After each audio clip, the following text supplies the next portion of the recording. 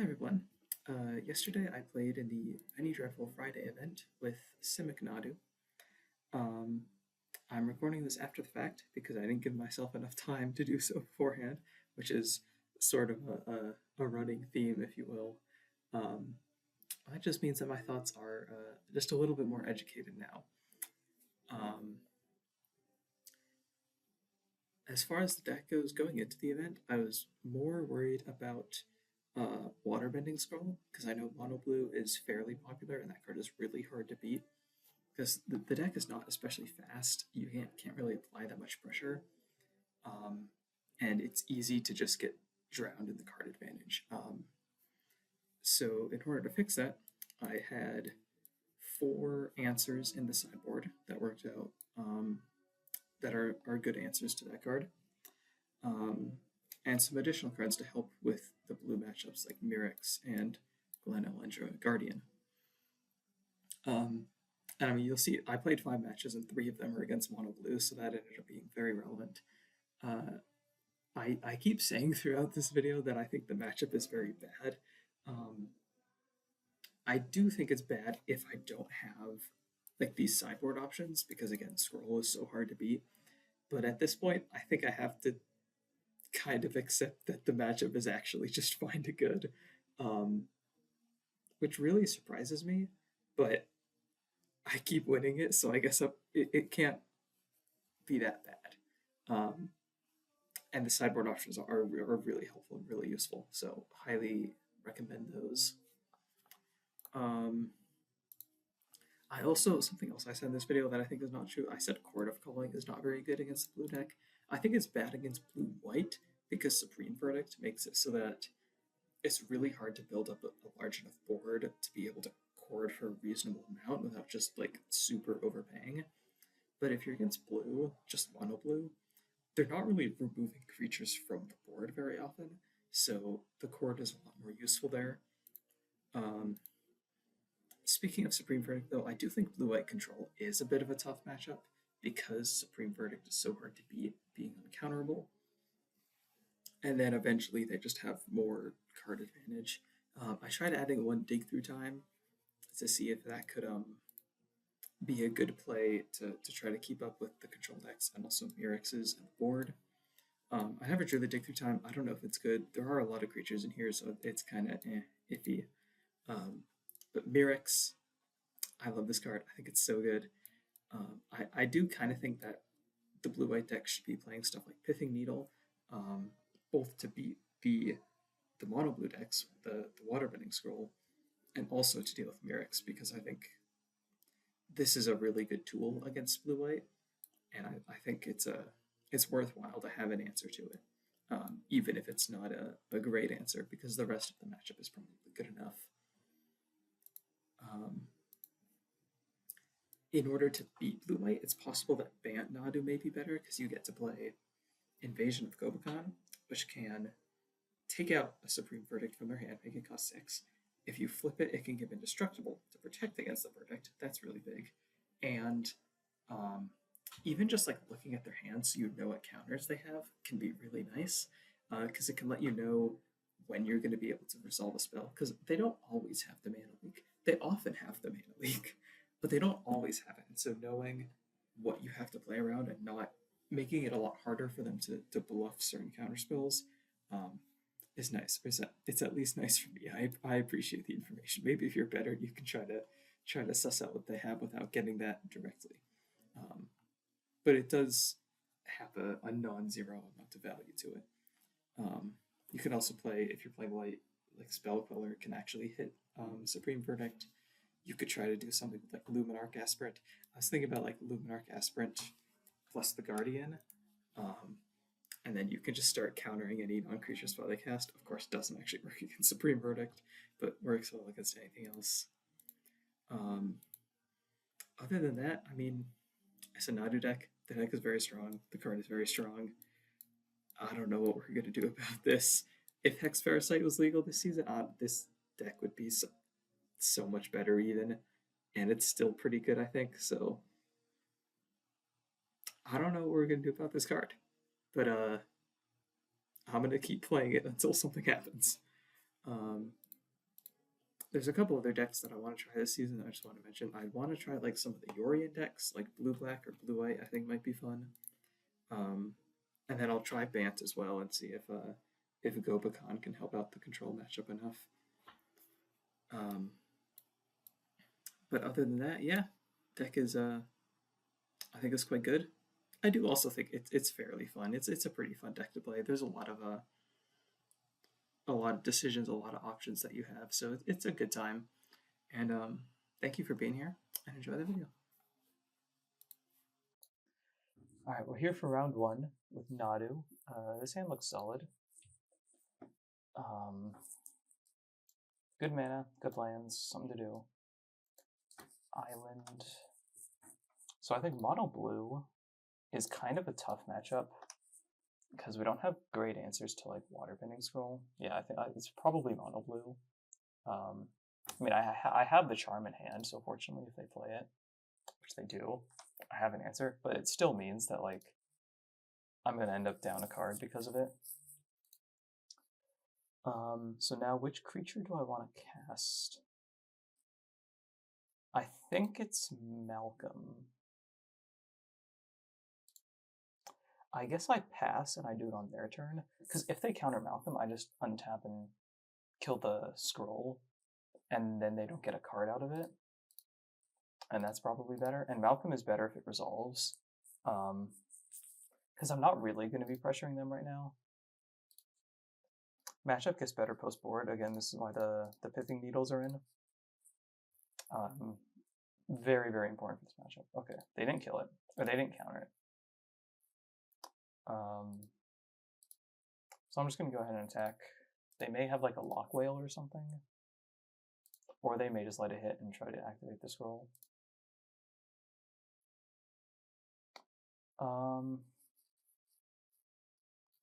I really don't like Cord in this matchup because it's so expensive.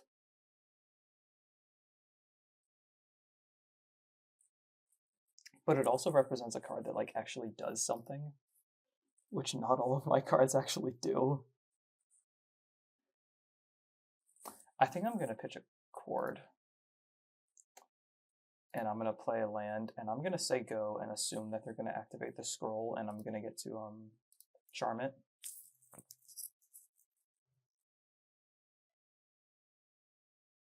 I mean, if they don't activate the scroll, then like, what are they doing, you know?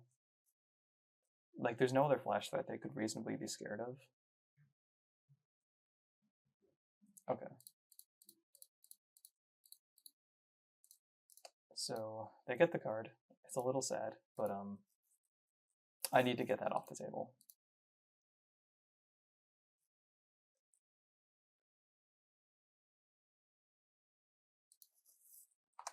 Yep. That's pretty annoying here.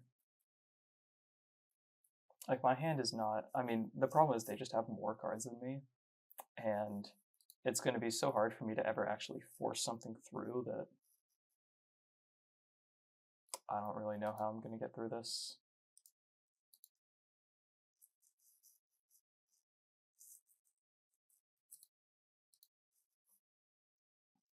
Like, if I play Gene Morph and they counter and then I counter back, I guess that's good.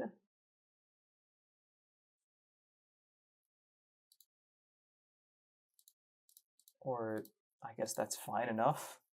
I don't really know what else. I can't just sit here because my counters, like, they have more hard counters. They have Archmage's Charm and Cryptic, whereas I have the Dazzling Denials, so like my counters get worse as the game goes on.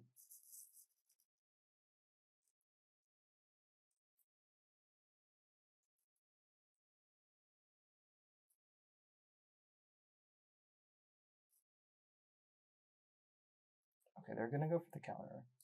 I'm gonna play, I think, Dazzling Denial here, because if I don't have a bird, which I probably won't,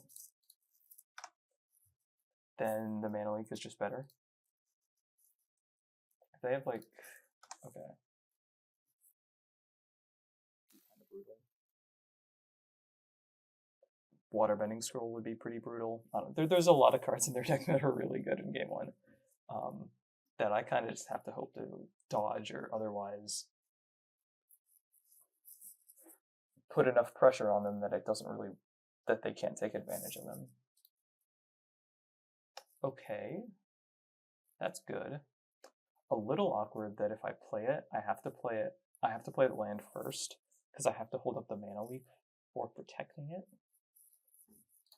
What I can do is I can play the land, pump this, go to maybe I wonder if I'm ever supposed to play Nadu before combat, so that if they have a luck whale. Okay.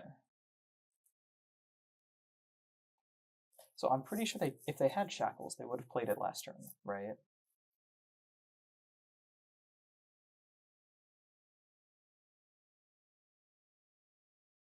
But I mean, I have to just play Nadu, right? I have to put my cards on the table. Because if they ever find a waterbending scroll, I'm just in a lot of trouble. So I think my best bet is to just put it on the table and hope it works out. So I mana leak this. And now we try to dodge Vidalcan Shackles. Close that. If they're just saying, so land is actually a really good draw here. Birds of Paradise. That's maybe the worst draw here. That doesn't do anything. Oh, goodness. So I could pass and try to chord for Spirit, but it's never going to resolve.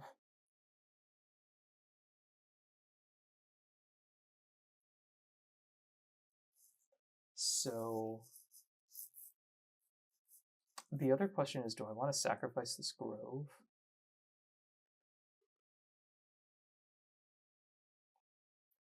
Having another land in play is nice, because then if I do draw the land, then G-Morph goes kind of nuts.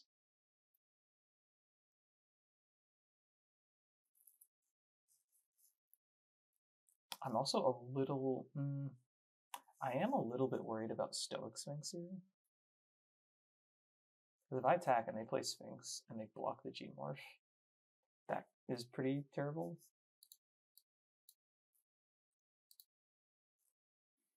I kind of want to crack the Grove here and see what I can draw. Okay, because now I can play this, target itself. I get a trigger.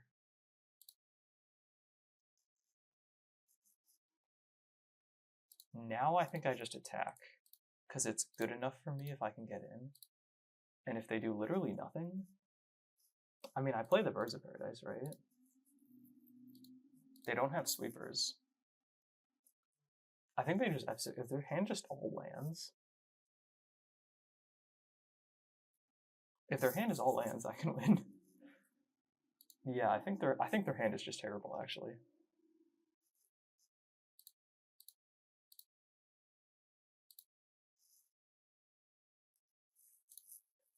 I'm just gonna play Malcolm then.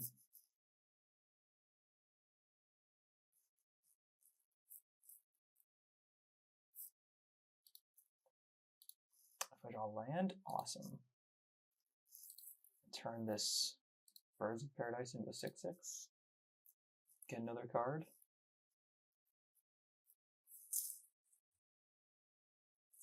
Okay, Cryptic. And I don't have in the main deck anything to do about that. But I can, oh, actually, no, I do, because now I just Cryptic for Spirit. Yes, okay. And they're gonna, well, 1, 2, 3, 4, 5, 6, 7. I do actually want to do it like this, because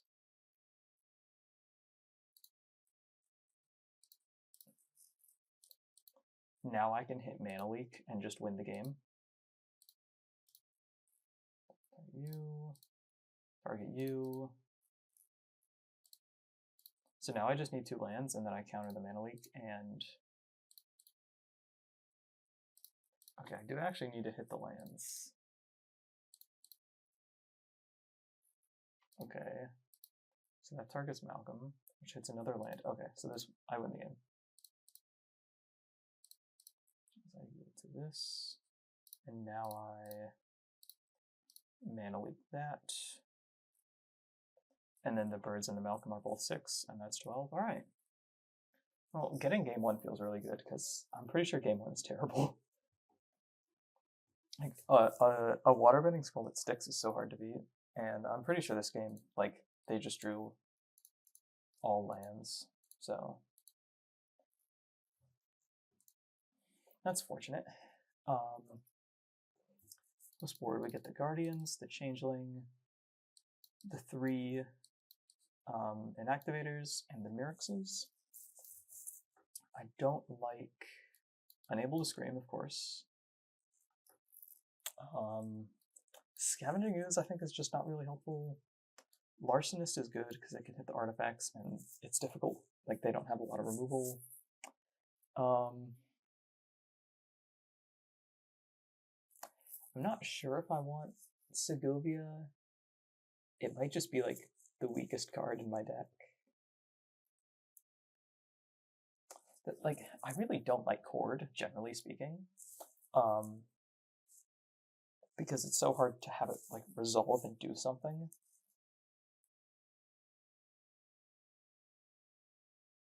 But maybe I'm wrong about that? I don't really know. Maybe I should have thought ahead a little more.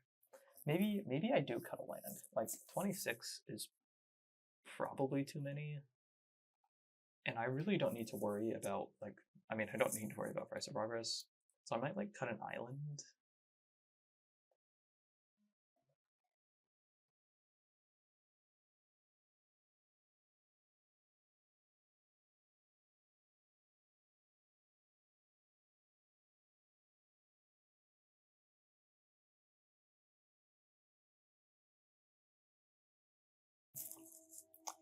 I don't even know what else to do. Cut 4 cards. So, I think I'm gonna cut Segovia. Let's see. Gene Morph is also, like, Gene Morph is a decent threat later in the game, but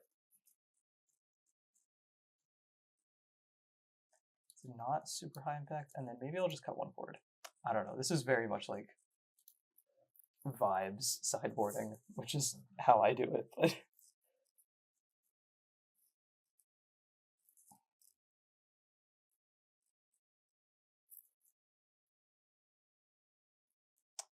okay, this... So this hand has a bunch of good cards, but I can't play Birds of Paradise on 1, and if they have, like, a Shackles or a Waterbending Scroll, I have no answer to it. And I really do not like that. So I think I actually just mulligan this. I don't know how that hand actually wins a game. This is a keep. And I pitch... I think I'm pitching the Spirit here.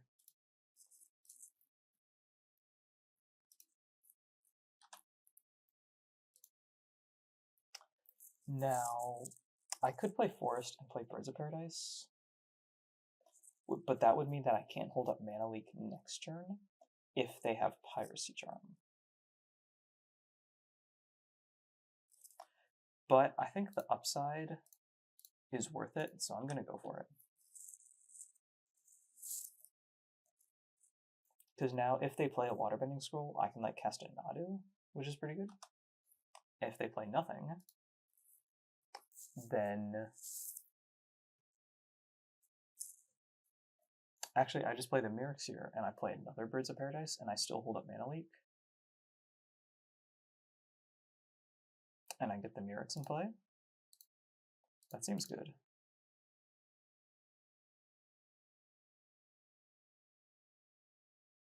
If they want to Mana Leak this, that's fine.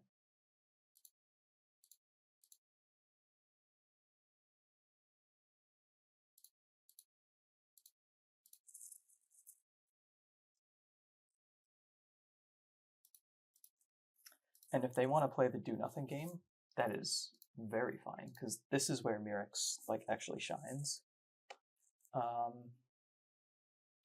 So I think I go for Vine Stock, because I just want to activate Mirrex anyway.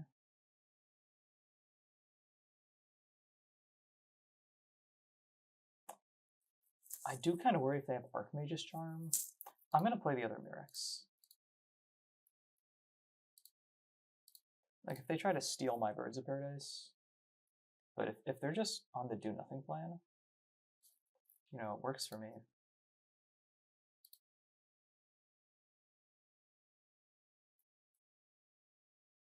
Okay, they have a scroll, so I definitely do want to go for the counters on this.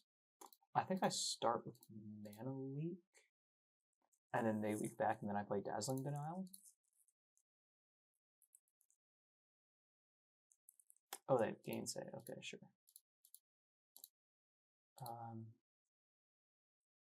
We'll get out of here anyway. Ooh. Okay, I kind of want to play this instead of Nadu, because Nadu doesn't really do anything here. And Guardian can actually counter a spell.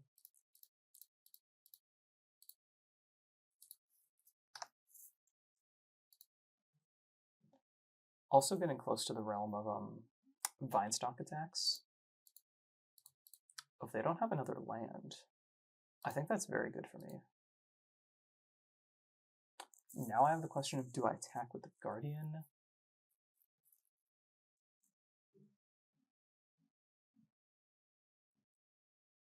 And I think the answer is no. I don't think that 2 damage matters that much, and giving them a Lock Whale target, I think there's just no reason to do that. But this might be too conservative. Okay, they do have Sphinx. So I can resolve a chord here. What would I want a chord for?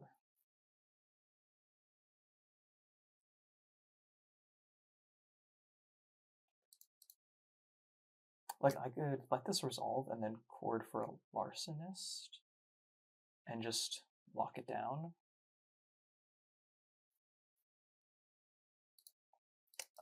Is there anything else? I could chord for a Cleek and just look at their hand, or I could chord for Spirit and threaten to get this if I can resolve this Nadu.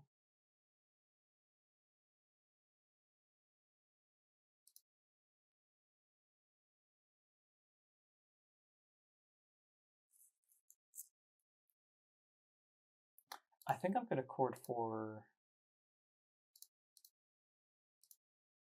2, 3, 4. I think I'm going to chord for Larcenist here.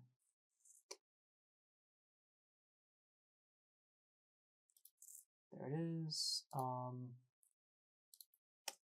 not going to hit any of my creatures. I'm just going to hit this. This does leave me without Glenalendra untapped, which could be bad. Like, if they have another scroll they can resolve now. Like that one.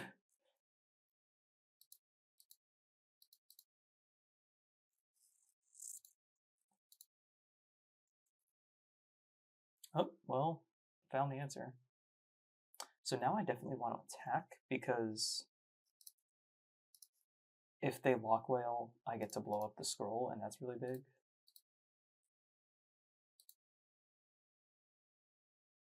And now I'm just passing. If they activate scroll, I just go for the charm.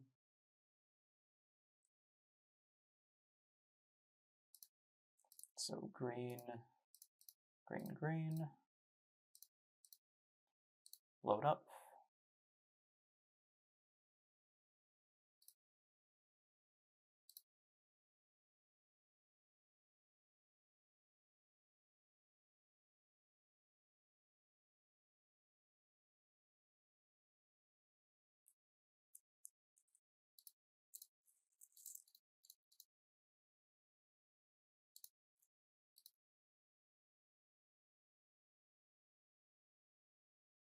Okay, I think I lead on Gene Morph here and see what they do.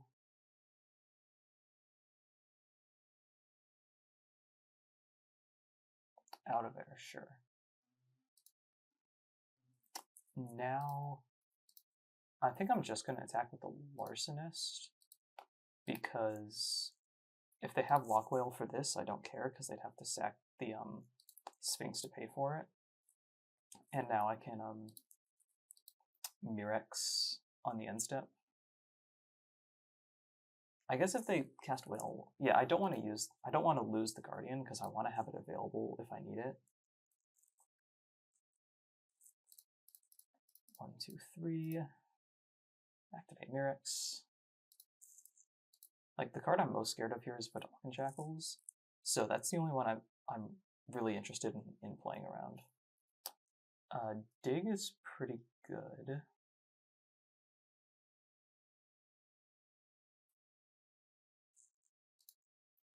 I think, I don't know, am I crazy for just attacking with the Might? I get to hold up Mirex and potentially Dig, depending on what happens.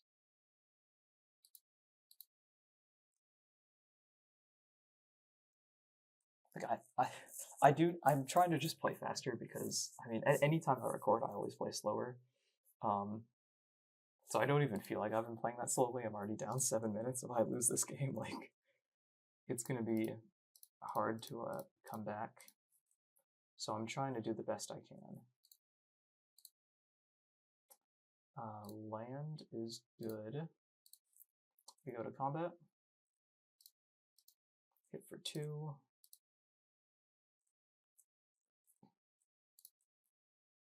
They take another 2. I'm just going to keep passing here. I'm 1 land away from double Mirex. Okay, they did have a whale. I can cast Dig here and still hold up Mirex and Guardian. And 1, 2, 3, 4. Actually, no, I should probably tap both the birds like this to protect the mana.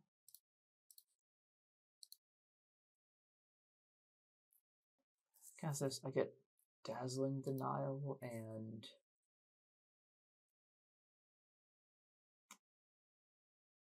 just the land, honestly, because I want to get double Mirex active.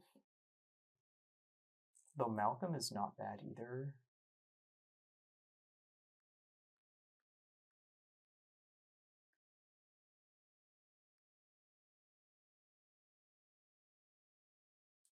I think I'm going to take the Waterlog Grove, because this way if I draw another land, I can just cycle the Grove.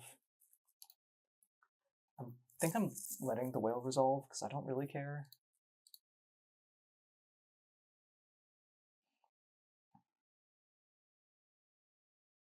Okay, here's Shackles.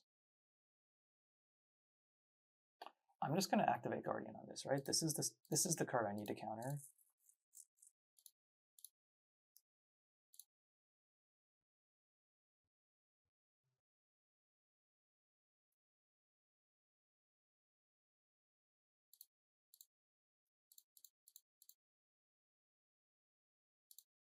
Now I get to attack with Guardian, though, for free, because I'm not worried. Like, I got the value out of it. And now if they have another Lock Whale, I don't care.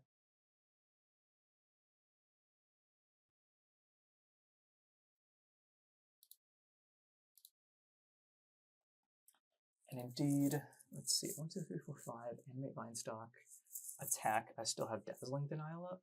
That seems...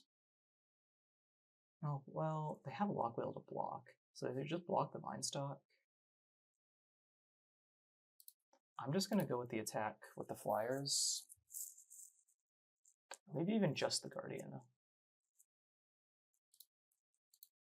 We'll go with just the Guardian. Hit for 3. Say go, hold up double Mirex. And also Dazzling Denial. Which can't really count. But can't, like, if I denial this, and they pay for it, do I win the game? 1, 2, 3, 4, 5. Wait, I'd be one short, wouldn't I? Unless... Wait, would I win the game if I denial this and they pay?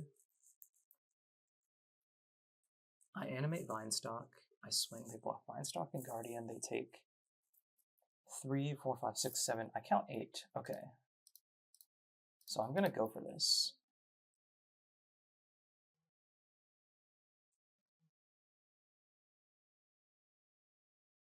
This could actually work out pretty badly for me. Well, it can't work out that badly. I think. I hope.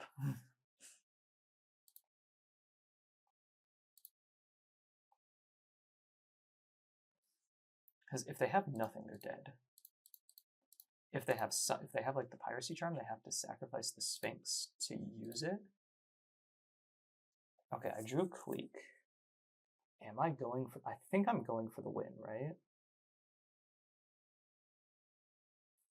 Yeah, I think I'm going for the win. 1, 2, 3, 4, 5. Activate this. Go to combat. Attack. Target the birds. I guess there is a world where I could have made the Lock Whale.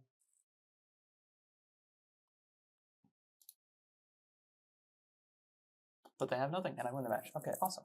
Alright, here for round 2, I have the good fortune of getting paired against Mono Blue again. Fortunately, this hand is really good against them, and I'm on the play, which is really big. Because I'm going to get to resolve a Nadu, and I have a Yabamai Hollow. The regenerate doesn't really matter, but I guess I have Okina too, so I have repeatable targeting. Basically, they need to have Unable to Scream, or else I'm just going to be at a huge advantage this game, which is pretty good. But we'll have to see how it goes. I've played this matchup I think 3 times now. I played it twice in the kickoff, and then once 30 minutes ago. Somehow I've won every matchup, but I swear it's terrible. I don't know. I might just be wrong and it's actually good. But like, I feel like I'm just getting lucky every time. So I'm not really optimistic about it. I'll see if they have Unable to Scream or something. If they do, I mean, they have to just throw it on Nadu. They have the Filigree Silex. Okay, I don't super care about that. Because I just want to put Yabamai Hollow down. And I think I play nothing. Because I mostly just want to hold up double Nadu trigger. I could activate Okina first, right? I could do that now. And then if they play Shackles, I have Mana Leak. And if not, I just target it again. And this way I get another damage in. That seems good. Trigger. Archdruid's Charm. That's pretty good.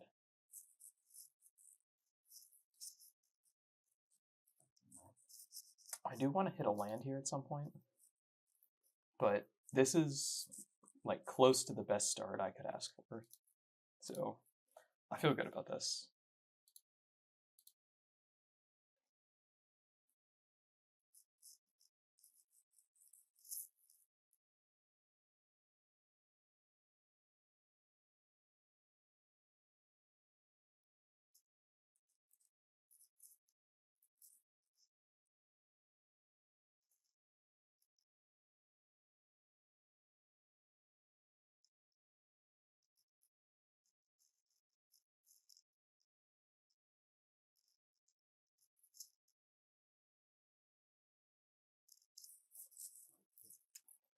So for the long-term plan, the long-term plan in this game is just protect Nadu and target it every turn, which is probably good enough to win, especially now that I have the Charm and the Cord, which can get a Larcenist, so I can hopefully shut down any scrolls that come out. And Yeah, if they're just going to be passing, I mean, I'm just activating Hollow, right? Like, there's nothing they could really have that punishes me for this, I don't think. I highly doubt it, and the upside here is so big. I could cast Malcolm instead, but this way I just get a free card.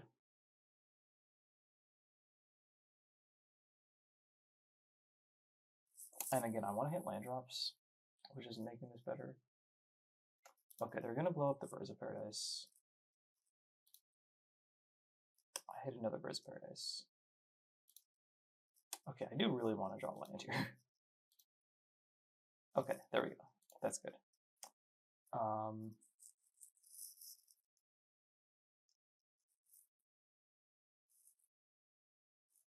Now the question is, am I attacking into Lock Whale?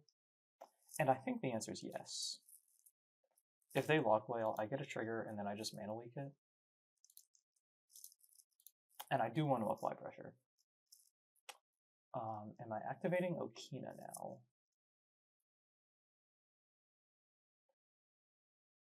So I do that.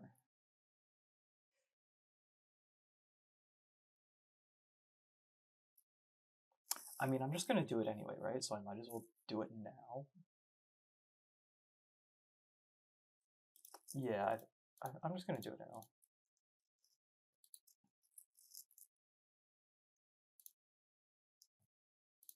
Another counterspell's fine. They do now know. I don't think they knew about the Mana Leak. I think I just drew that for turn.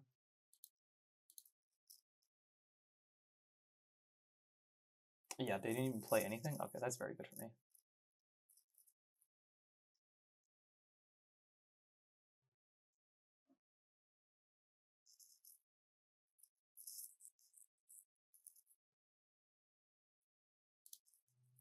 They pass. I'm just going to activate Hollow again. This does, like, I can't counterspell now, but I just want to get as many triggers as I can. I really need to hit some lands, though. I mean, I don't need to hit some lands if their hand is bad, is the truth of it. I am drawing lands. Like, and also, the fact that these all cost me life doesn't matter in this matchup. Like, it's not going to come down to that, so no worries there. Segovia can come out later, but again, I just need to target Nadu as many times as I can. Oh, I might have wanted to target it with Okina. That's fine.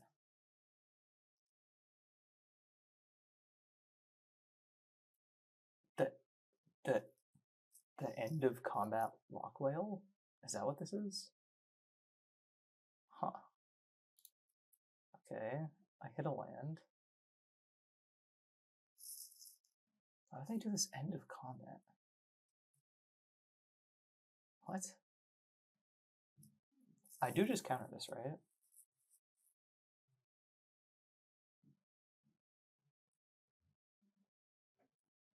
Like, I am going to play a card this turn anyway, so I might as well.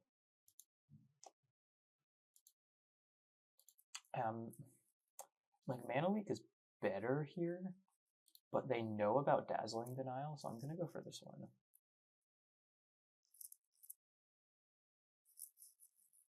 And now I just say go. I have another activation up. I have a counterspell up if I really need it. This is looking very good.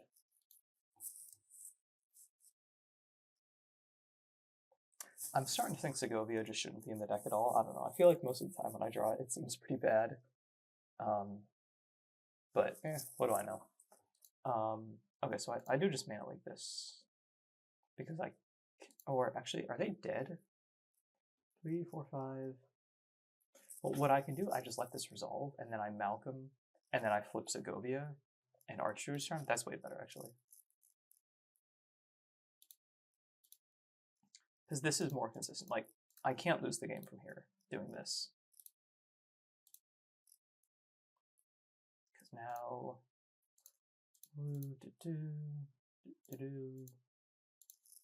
Segovia. I'm going to get 4 triggers.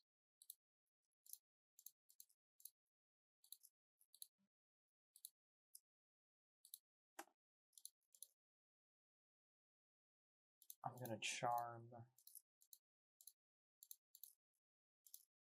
the shackles.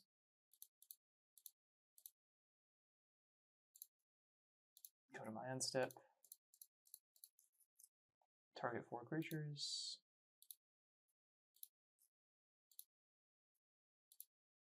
Untap. And now there's no way they can stop this.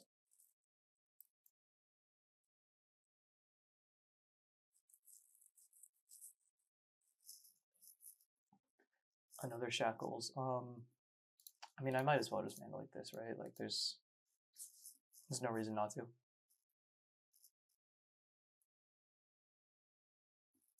All right, that went about as well as I think it possibly could have. So same sideboard plan, right? These come in, these come in, this comes in, unable to screen comes out. They do, I looked at their list, they have Sleep Cursed Fairy, and it looks like 1 Tempest Djinn, and some other creatures in the board. I don't think they'll bring in the creatures against me, but I don't know for sure. Scavenging Ooze can come out, a land can come out, and then I have the same question of what do I want to do?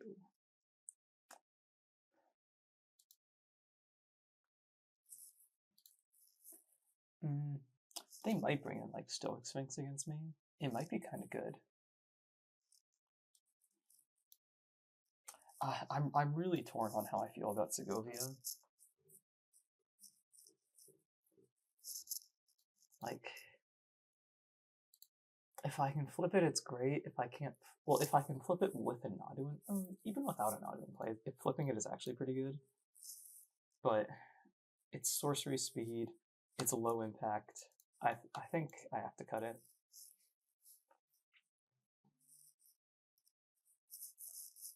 Like, I don't think I can I can't really plan to combo.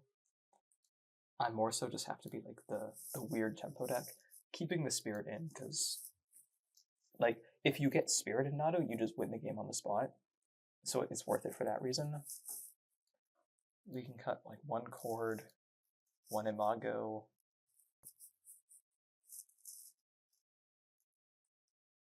I'm sometimes tempted to cut Birds of Paradise because I really want all my cards to be impactful, but the mana ramp does actually really matter. Like if they play a scroll on 2 and I can play like a Nadu on 2, that's really good. Or like a Changeling, or Larcenist, or Archer, or anything to get rid of the scroll before it gets a card is very strong.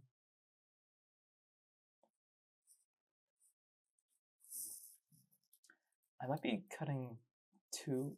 This is not what I did last time, I don't think. But I don't know what to do, so I'm just gonna do this.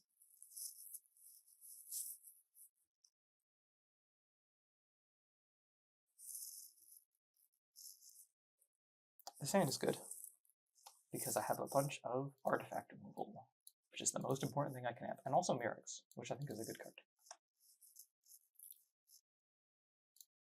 So we need the birds, Sego. We have a scroll, we don't have a scroll. So that means I'm just gonna play the Forest and Sego.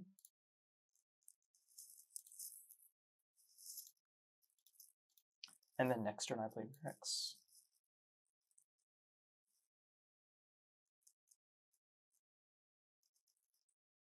If they play nothing, am I jamming the Guardian? I don't think so. Because now I play Merrick's and I just say go again.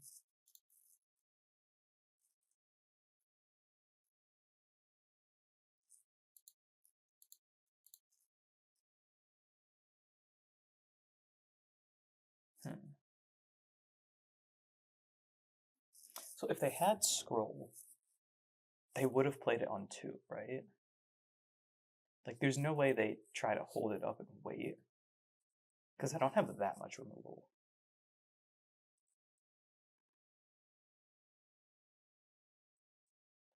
And I really don't want this Malcolm to start connecting.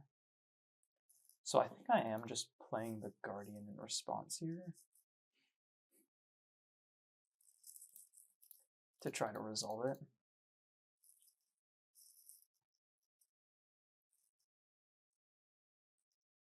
Because if they play Shackles, I just play a Changeling and kill it, and that's fine. If they play... Well, I guess if they play Scroll, I play Changeling. If they have Mana Leak, I have Mana Leak. Or a Guardian activation. So that's not that bad. But I prefer not to have to. Okay, this is a very fast tap. What does that mean? A very fast tap, and then they sit there.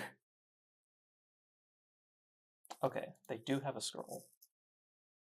Which I can fortunately get rid of, but...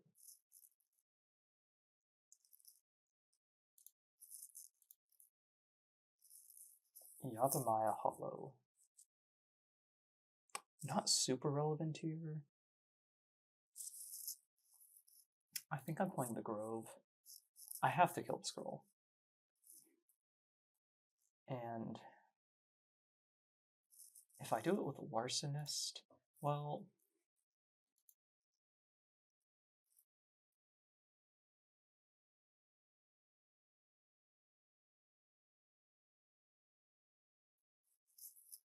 Well, what kind of removal do they have? They probably cut like the Ratchet Bombs. Those don't seem that good against me. So I kind of want to go for Larcenist. And then if they have like the bounce spell, then I have Larcenist and Changeling, so I can fight through a counter.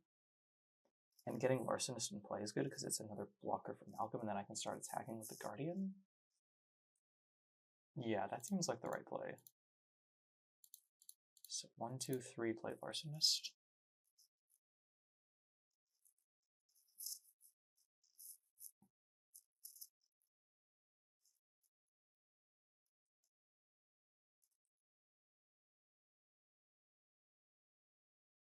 They have Gainsay.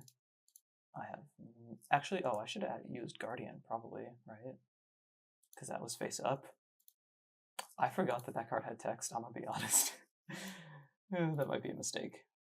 That might come back to bite me. I think I'm gonna attack. I do want to apply some pressure here. And there aren't that many cards in their deck that can get rid of, like, actually put Larcenist off the table. They have Tempest Gin. That's actually pretty annoying. Though, actually, Yavimaya Hollow is really good here. Okay, never mind. Yavimaya Hollow is great. I take it all back. We play this. And now I just say go. And I start blocking and using Yavimaya Hollow to, stop the Djinn. It's a little mana intensive, but it gets the job done. I guess that's an argument for playing Changeling, and then I could have Larcenist on the Djinn.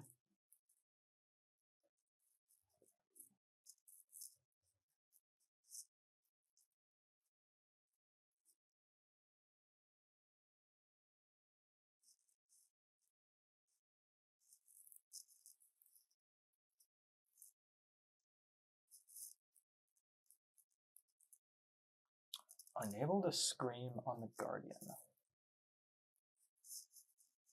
So this can just resolve, right? I don't really care about this. Like, I could remove the counter to counter this.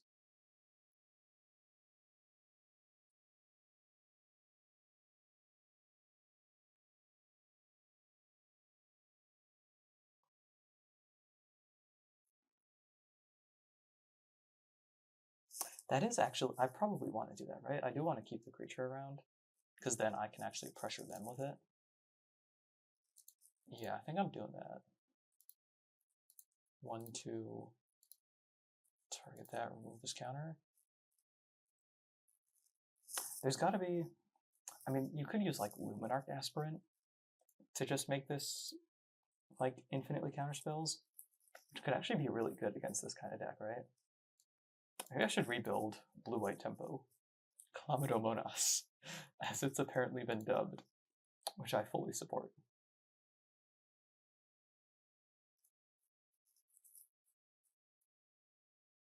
They say go. So I'm just activating Mirrex here, right? Like, what are they going to cast that I care about? Not much.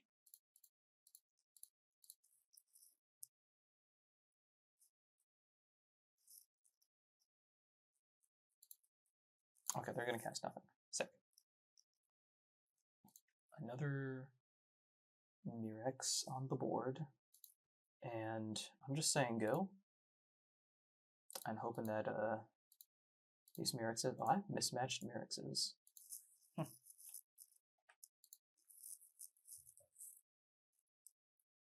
is this? Archmage's Charm, draw 2. So they are looking for lands here. Is this worth a counter?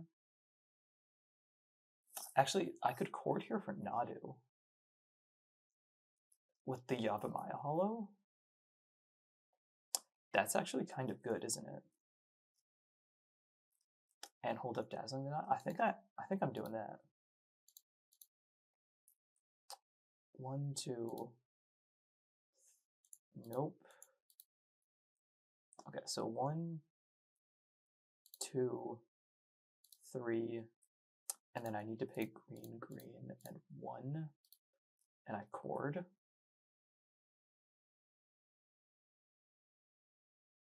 And I get Nadu. There's almost an argument for Gene Morph, honestly. And then you just start like turning the mites into 6/6s and beating them in the face when you draw lands, but I think Nadu seems like the safer pick here.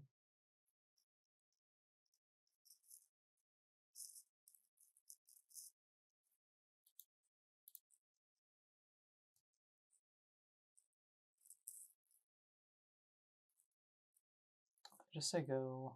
So I'm just activating Hollow here, right? Like I don't care about anything they could have. We'll just target this, I guess. I don't think it really matters. Another land. Lands are great, because lands are more Mirrex activations and more Hollow activations. Gene Morph is pretty good too. I think I'm actually going to hold on to that until I have a land, because I don't want to let them know, and that could win the game out of nowhere, honestly.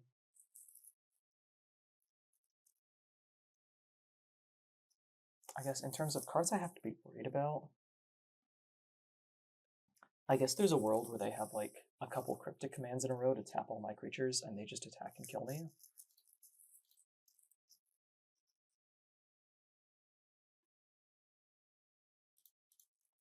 But I'm just going to keep getting my triggers. Another Nadu, cool. Happens.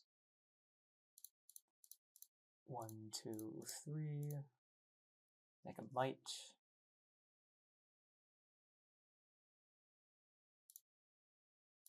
Untap, draw, spirit. Ooh. 1, 2, 3, 4. Okay, I'm 1 short of being able to Dazzling Denial and pay for a mana leak.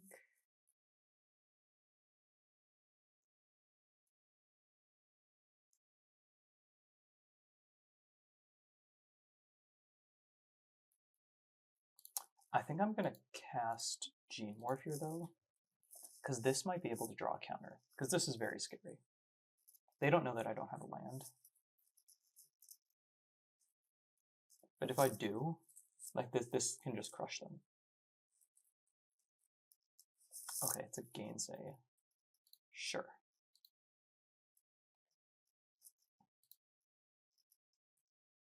And I just say go again.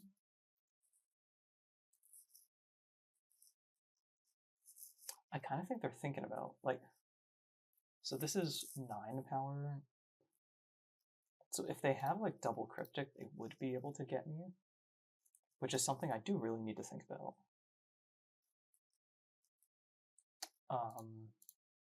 So I can activate this on you.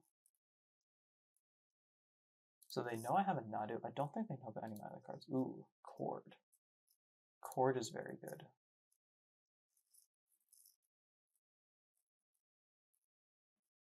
Am I casting Chord now to try to get out a counter, and then I untap and I Spirit with Dazzling Denial? That seems like the right play. What do I Chord for? 3, I guess? I have to do green, green. Oh, actually, if I Chord now, I can't cast a Dino, but I don't need to, because I just need a Denial to protect the Spirit. So, 1, 2, 3, 4, 5, and then I need this for green as well. I guess that means 3, 4, 5. I guess that means I go like this. I Chord for 3.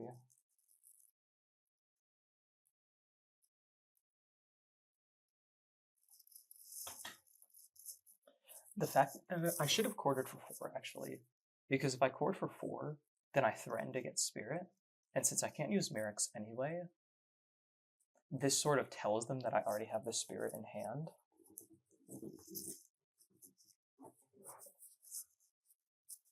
I'm gonna go for Cryptic Counter Draw, that's fine.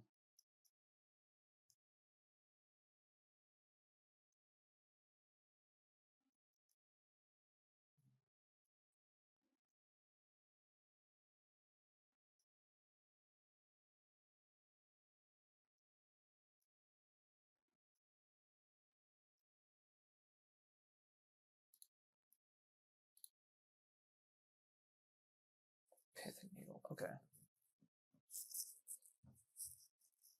So there is, well, if they had Mana Leak, they probably just Mana Leak that because they really want to hold up Cryptic. So I think I'm just casting Spirit. There is a world where this doesn't work. Because, like they have double Mana Leak or they have Mana Leak Gainsay. But even if that happens, I think I'm still probably fine. I guess it could be like Cyclonic Rift. That would be like the worst case scenario. Okay. Now I just start going. So this surely wins, right? They just had nothing? Okay. Okay, so I 2-0 mono blue again. You know what, maybe the matchup's good. Maybe I'm just wrong and it's actually great. I don't know. I don't know what to make of this. I swear Waterbending Scroll is so hard to beat, but maybe I just have the answer every time. Certainly the sideboard in this version, as I'm going to talk about because I haven't recorded it yet, is a lot better equipped to deal with this. So that probably helps, but I guess that probably puts me in top 4, right? Because it's 3 rounds of Swiss and then into top 4.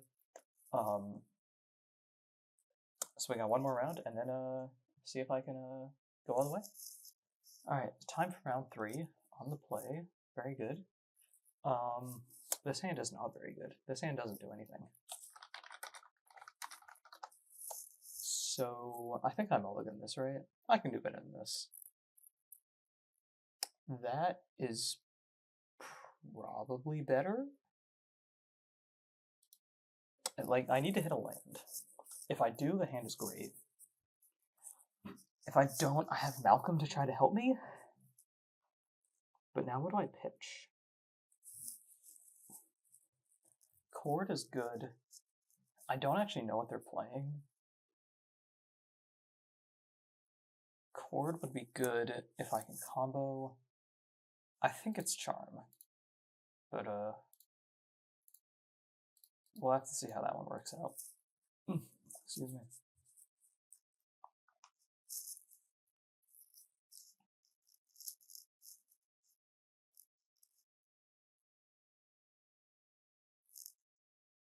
Let's see what you got. Mountain. Uh-oh. Please don't kill it. No! Oh, that's so bad. Alright, come on. It's not bad, because I'm going to draw land right now. See, I told you. It's so easy. Okay. And now I just need one more, and then I'm off to the races.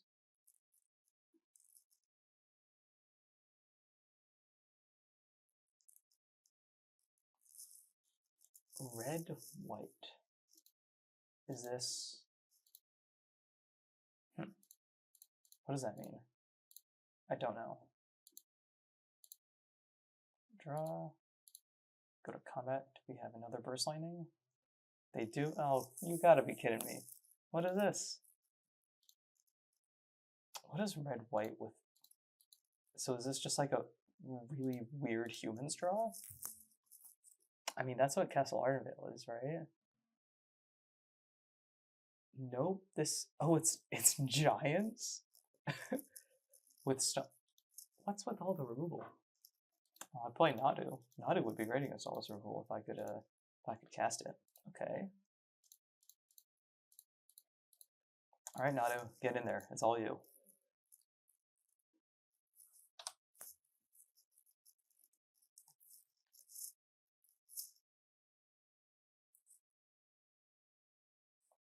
A 4/3, sure.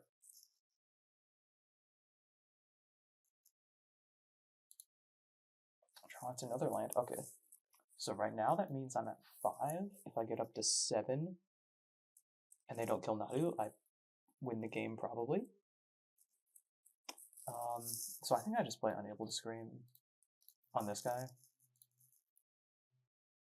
I take 2, which sucks. But I do have to just slow them down. Like, this is bad if they have some, like, really... What's a good giant, though? Like, I don't know. Maybe they have some really good 5-mana giant.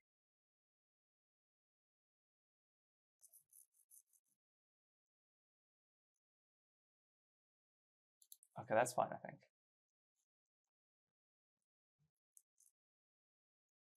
And another Bunkers giant. Okay. So if my next 2 draws are... Well, I need my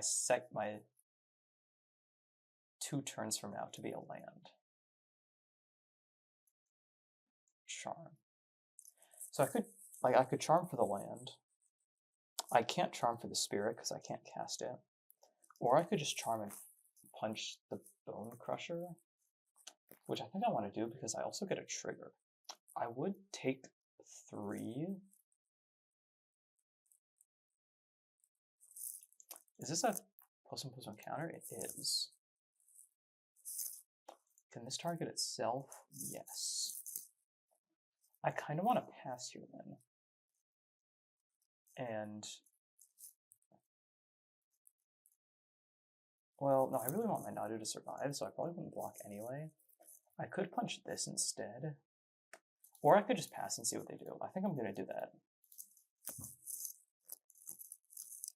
This is a little bit more risky, because if they have like some instant speed removal... What instant speed removal do they have that actually kills? Okay, this is a good card, right? It's like kind of a good card? Okay. Are they going to attack with Bone Crusher Giant? No. Okay. So they know what's up. But I'm going to cast this anyway. So counter here, and it punches that. Trigger, land, okay. Show me another land. Oh, you've got to be kidding me. There's no way. Okay, that's fine though, because now I just chord for Birds of Paradise. And then I do that on the end step, and then next turn I just cast the Spirit, and then I'm good to go. Okay, it's fine, it's fine. As long as I don't have another Burst Lightning. Well, yeah, it will be kind of face up. Because why else would I chord for Birds of Paradise? That doesn't make any sense. And there's no other creature I could get that disguises this, I don't think. So, yeah, if I chord for birds, they're going to know what's coming. And they might kill it if they have it. But that would also get me an Nadu trigger. So, you know, maybe it's not so bad. Invasion. Huh. Well, now they're definitely going to know what's going on.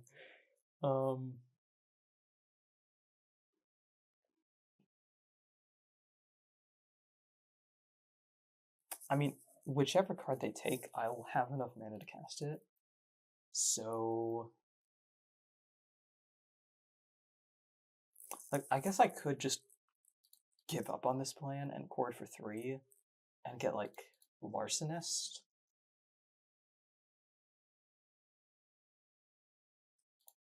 But I don't really want to do that, right? I mean, well, they played 2 Giants and 2 Burst Lightnings. How much more removal could they have? I'm just going to let them take a look. If they take... Well, they can do whatever they want. I don't know. I'm gonna make them make the decision and figure it out.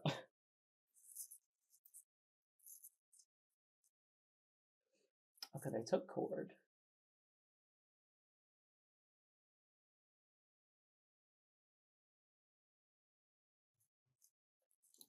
They make the Bone Crusher indestructible, sure.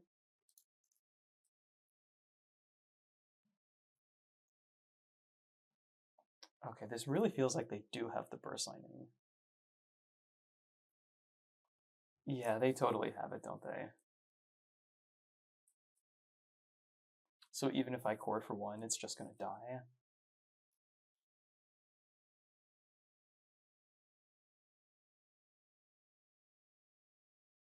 Oh, that's so sad.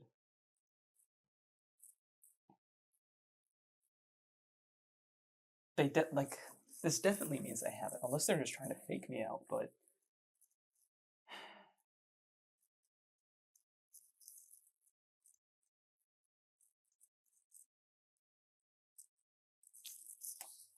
So if I don't block, though, and I chord for the Bob, and they kill the Bob, I guess if I draw, like, I have the out of drawing another chord, but if I don't block and they flip the Gobakon and then kill the Bop, no, I think I'm just blocking. I think they play the Burst Lightning, it happens, or they just have nothing.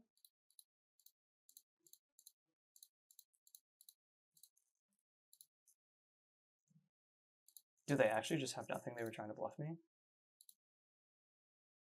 I guess. 1, 2, 3, 4, here's a Spirit. Okay, never mind, it all worked out.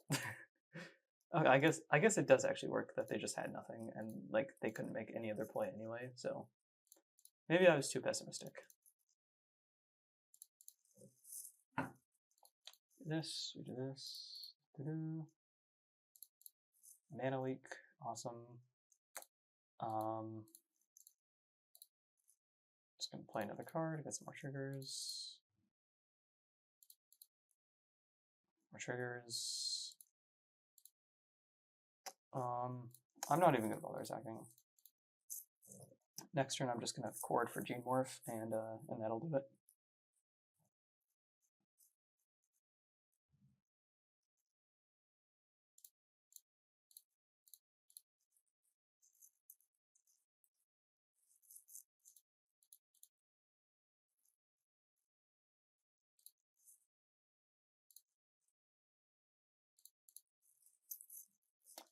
Now we just do the combo. Look at this, very good. I'll just untap here. Let's see, 1, 2, 3, 4, 5. Chord for 2.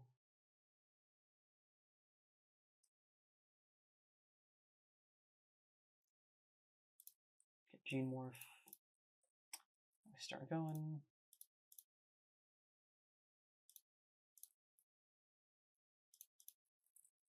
You turn into a 6/6. You turn into a 6/6. Well, I have the land in hand, right? So I just put this. And you turn into a 6/6. And I attack. Boom.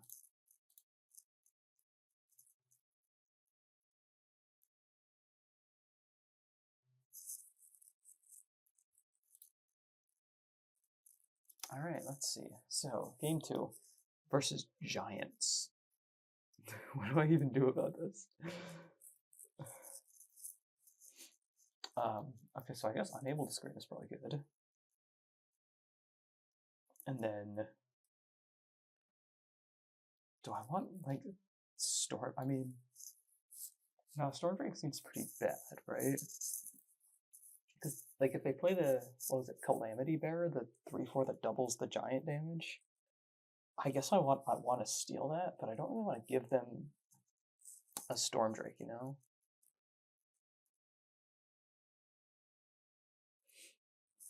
Scavenging is probably not super relevant. It is, I guess, life gain, but I don't... Like, this is a matchup where I just want a combo. I either want a combo, or I just counter all their spells and then draw 2 cards a turn.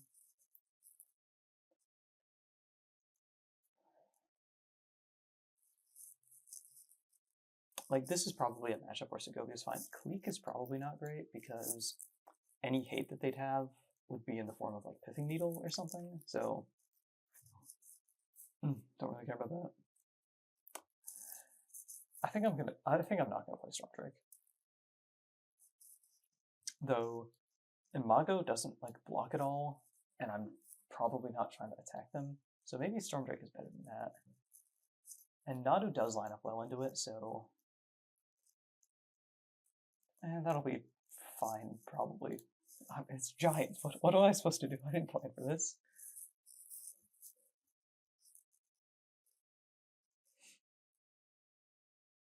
This hand is slow. This hand is really slow. But it is very powerful. I'm gonna keep it. Oh, there's a giant land? Oh, that's awesome. Okay, Malcolm is great. Now I just have a thing to do on turn 2, and then I'm off to the races. Of course, I guess all the creature types in Morrowind had lands, didn't they?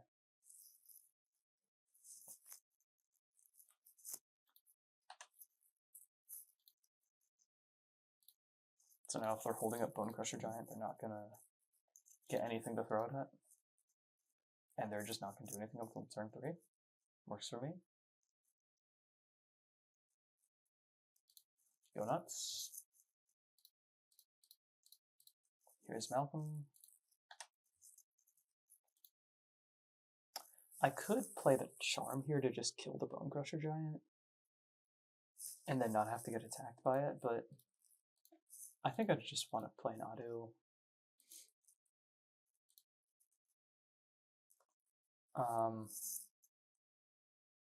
I mean, I guess I just pitch birds here. Green blue 1. Here he is. The Boogeyman. Not much play this season, honestly. Very surprised at that. Like, there's no Hex Parasite really hurts. No Nature's Rhythm means that, like, the all-in combo version is not really something you're interested in doing, but it's still a good card. Okay, Segovia. Well, so they played a 4th land. They cast nothing. I mean, I do just cast Segovia, right? Like, force them. There's no. Is there like a Flash Reach Giant? There might be. If there is, we're about to find out. And we're going to find out together, because I guarantee nobody watching this video knows what a Flash Reach Giant there might be.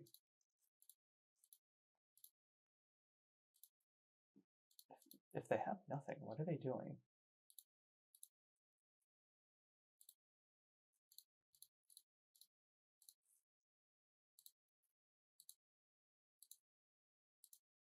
Okay, now I have a counterspell. How can they stop me? And also, what is their hand just like... I mean, I should... why would I even bother trying to speculate? Okay. Oh, right, this card. Okay. I do have this Mana Leak that I fortunately picked up. Alright, there we go. I beat Giants. Alright, here in the top 4, I got paired into what I believe is the... haven't played this matchup before. Don't know if it's good. We'll find out. I am pretty horrible against Pop, which is a problem. I think I keep this hand, right? Segovia is not great without a Nadu, but if I draw Nadu, this hand is quite good. I have a mana leak for a pop, which is very important.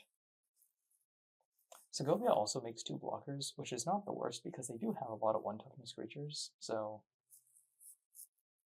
this hand's not great, but if I draw well, it's pretty good. That's not a very helpful statement, though. I feel like every hand is good if you draw well, but so it goes.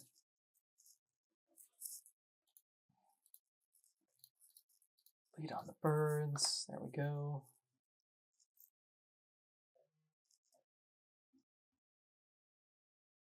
If the bird survives, I'm going to have a question of whether or not I want to play Segovia or Malcolm. I think I'm playing Segovia. Okay, now I'm definitely playing Segovia, right? Boom, get in there. Because now the plan is I can actually chord for Nadu next turn, and then untap and potentially flip Segovia, depending on what kind of blockers they have.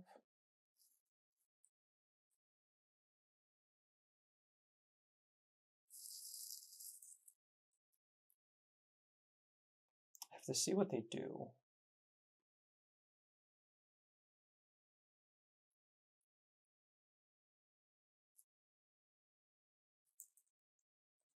Felden. Well, that's not a blocker. So I just take the 2 here.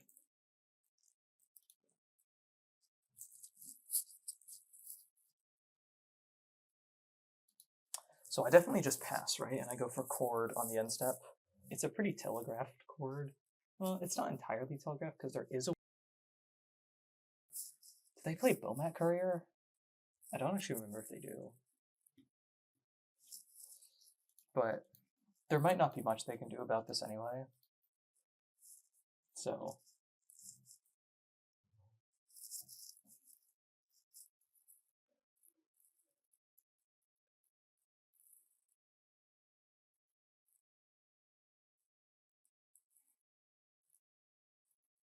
And Brimstone Volley doesn't kill Nadu unless they also have a flare. But if they want a volley flare when I have Nadu in play, like that's totally fine. They can do whatever they want at that point. I'm not going to get it to block though, because then they can just burst lightning it. And I don't really care about the damage, because if I get Segovia up, I probably win. They're tapping 3. Hardcast jump. Okay, that's okay. So I definitely just get out of here. That's totally fine. I guess Flare can copy my spells, right? So if I chord for 3, they could Flare and copy it. But the only thing they could really get is like another Bone Crusher Giant. So they could turn their Felden into like another giant, but that doesn't really matter. So I just get Nadu.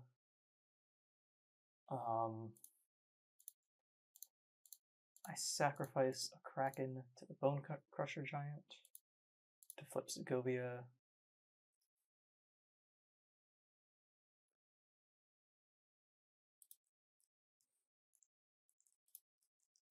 There is a world where they have like pop here. And I just flip like 4 lands. That's a basic land. That's a non-basic land. That's a non-basic land. That's another Nadu.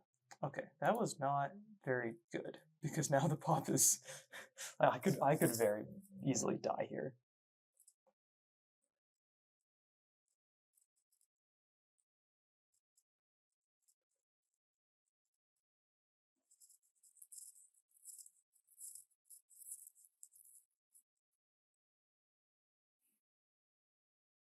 If they don't have pop, I can't lose. Probably. But if they do, I'm gonna have to really, really think about this one.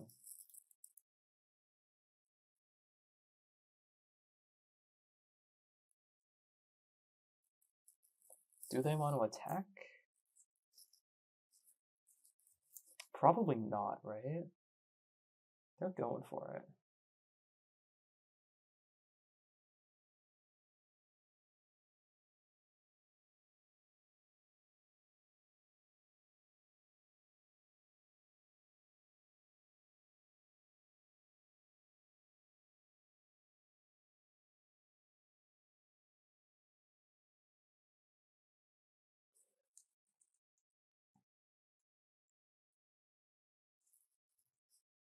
I don't think they should attack here. Okay, they're just attacking with Felden.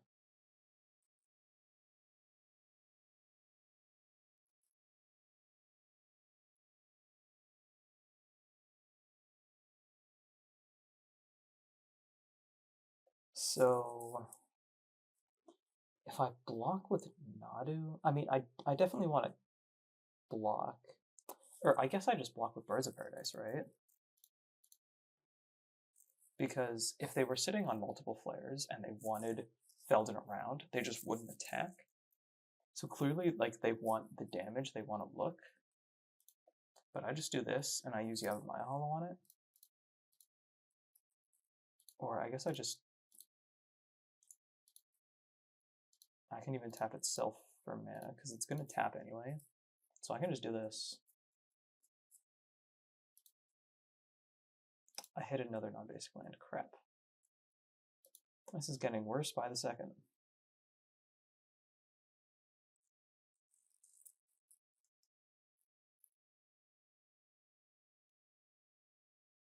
Okay, if they tap 3, we're in the clear.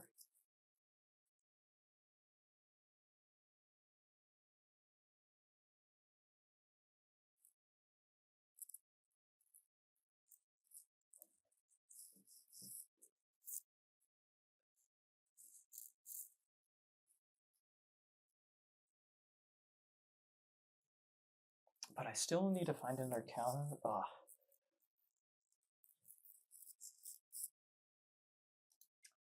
Exquisite Firegraft? Ooh, interesting. And they, oh, I don't think they did this right. Because now I just mana leak the Firecraft and then it has no targets.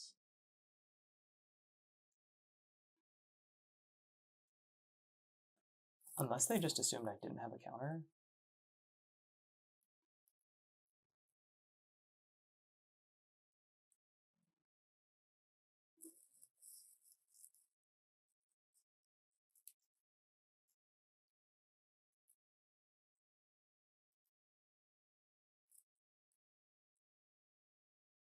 Or they're trying to get me to use it so that they can play like Price of Progress next turn.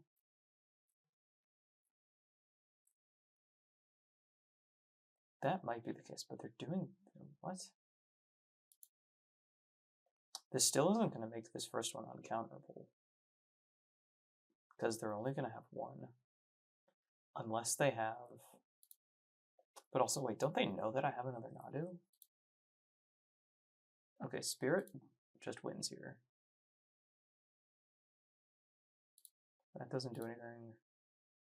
I did flip another Nadu, I think. Do I crack the Grove? I think yes, right?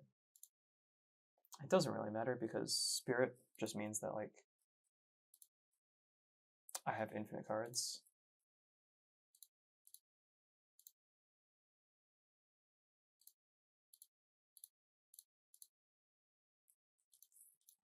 So I can just find another counter if I need it. Because this represents at least 20 cards. Yeah, and they can see it, okay. Post board, what do I want? Piracy Charm can kill the 1-drops, which is good. Guardian can counter spells, which is good. Cleek. I'm not sure what to think about Cleek because, like, it can block the Bone Crusher Giant, and Price of Progress is so good that, honestly, just being able to remove it from their hand is probably worth it. What do I cut here? Probably Dig Through Time is not good. This is a card for, like, the grindier matchups where you need to, or, like, you have the opportunity to, like, dig and maybe find a combo. Unable to Scream is kind of weird because it leaves them able to use Flare. But I don't really have much removal anyway, so it's not like they're not going to be able to use Flare if they want to. I do think my best way to win is normally going to be comboing. I think Charm seems bad. That's just too expensive. Larcenist is probably worth it. Segovia, I think, is worth it. But there is a question of, like, what do I cut? Gene Morph, honestly, I don't know, like, it blocks some of their 1-drops, but seems not amazing. Malcolm I like because I can hold it up with a counterspell. But that's not even necessarily great, and it is kind of medium, I don't know.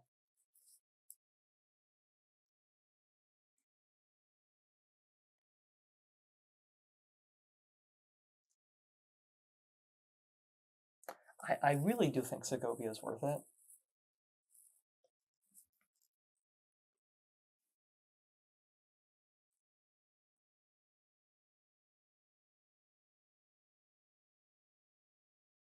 But I don't know what else to cut.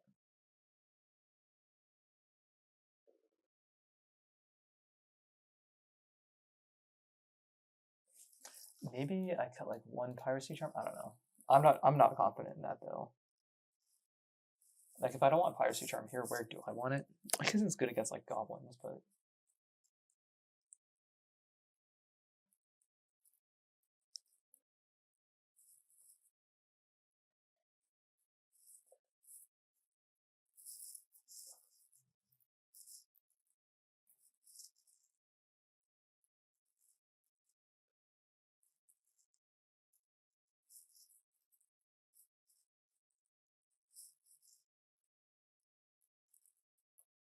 this hand is terrible.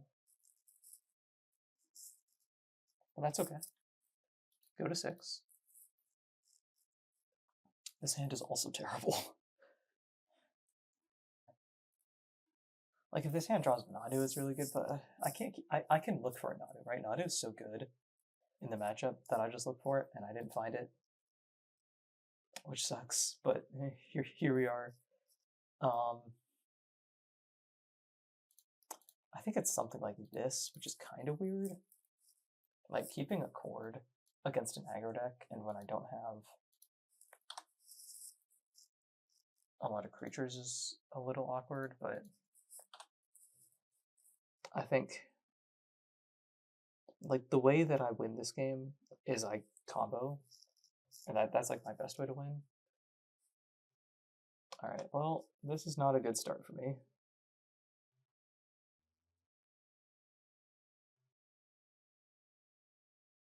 So I'm taking 4.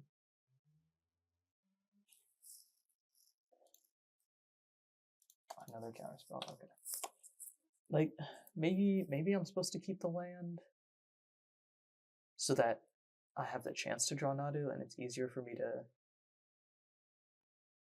do something when it resolves. Like if this resolves, I play Malcolm and I'm blocking, but then my counters don't do anything, so I have to just counter this, right?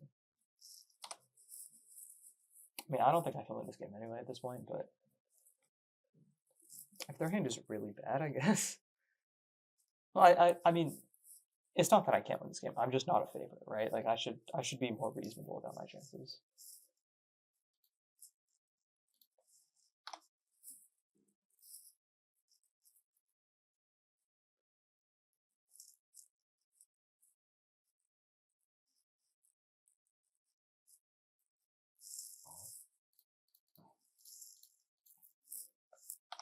Keep making my counterspells relevant.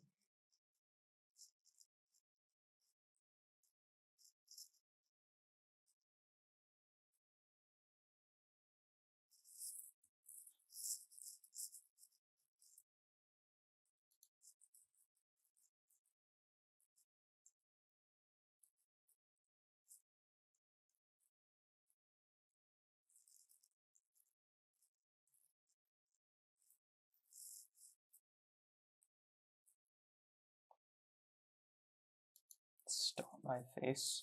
Okay. Well, maybe I should have kept the land. Though, I don't know. It is what it is.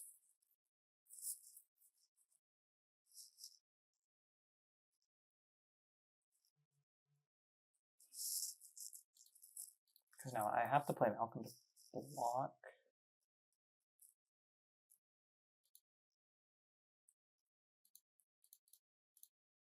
And then, yeah, there's no way out of this for me.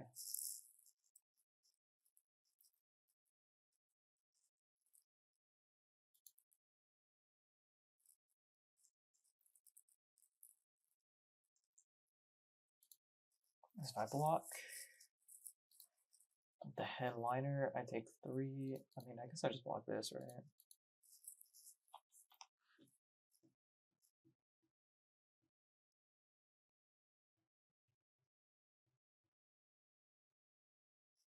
Chain lightning? Yep, fair enough. Oh, so it goes. I think the build is fine. Counterspell is so much better on the play. So that's okay.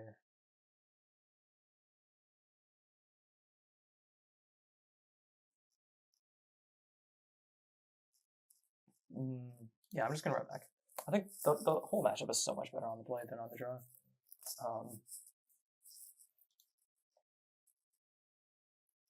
This hand's not great, but it has a Nadu, and honestly, 2 basic lands is actually kind of a big draw here, because it just makes pop that much less effective.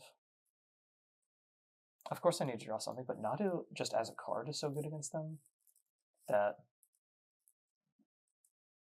most of the, like almost any non-land card in my deck is good, except like Birds of Paradise.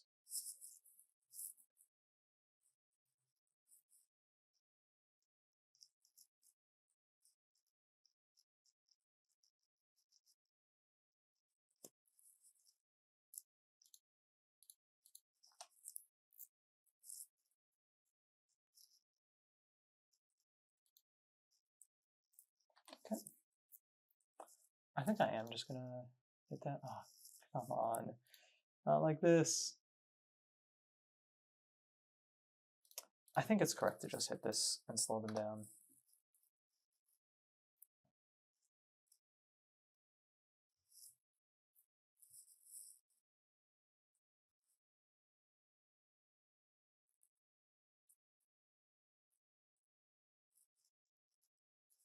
Here's a Scoundrel, sure.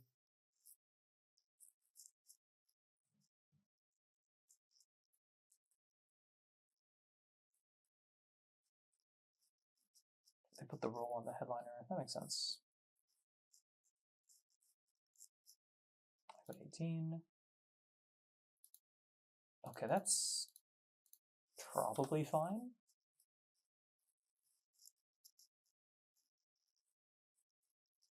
Problem here is if they have a lot more creatures and they can go wide, Nadu's not great at stopping them all.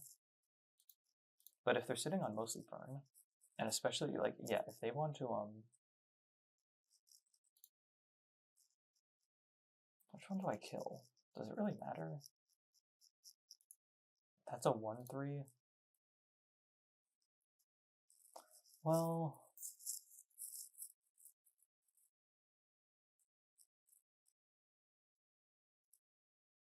so the argument for blocking Scoundrel here is then then there's a possible world where this doesn't die and I win the game at 1 life. But the argument for blocking Headliner here is that now Gene Morphimago can actually eat the Scoundrel.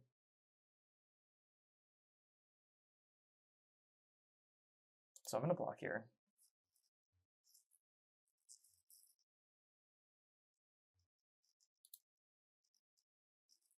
There is a world where they just like volley flare me down to 6, and that would be very sad. But this is hopefully, yeah, just a Chain Lightning on the Nadu. Come on, show me a spell. Crap. Actually, that's a fine land. Of all the lands, that one's fine. Mana Link, okay. So I just play this. And here's another one.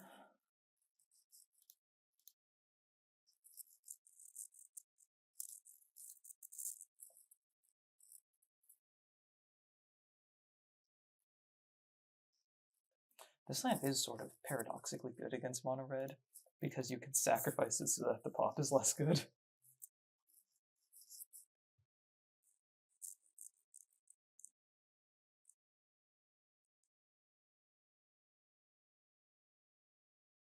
So if they have another Chain Lightning,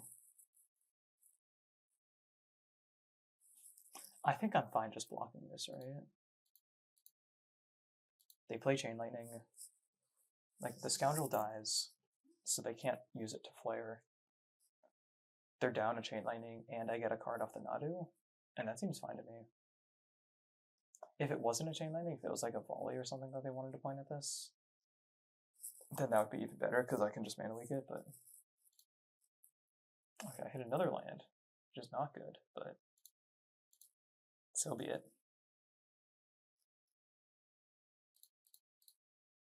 Draw a card.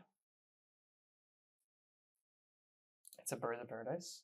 Card I said doesn't do anything. And another Birds of Paradise, which also doesn't do anything. Come on. Okay. Well, I put him in the deck, so I really have no one to blame but myself.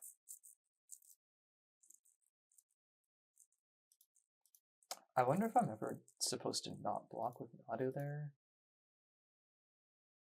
But like with no targeters... Oh, that's actually a creature. Oh, that's gonna kill me. Alright, come on, I just need to draw a good card. That's not a good card. But it's also a card I put in the deck, so again, I can only blame myself.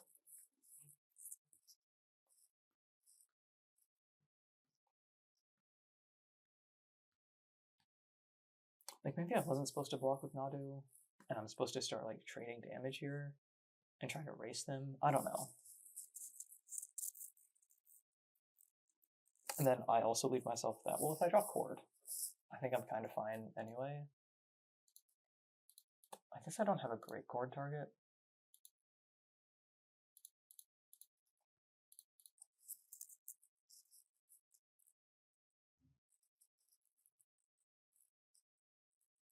And Mana Leak is losing a lot of value here, as they just have 5 lands. If they ever draw a 6th, I mean, it just doesn't counter anything in their deck.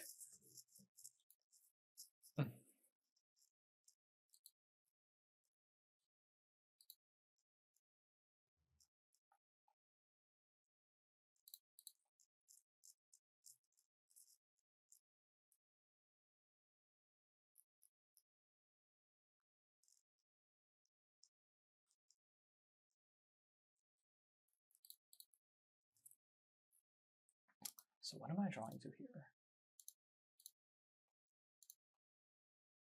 Are they gonna...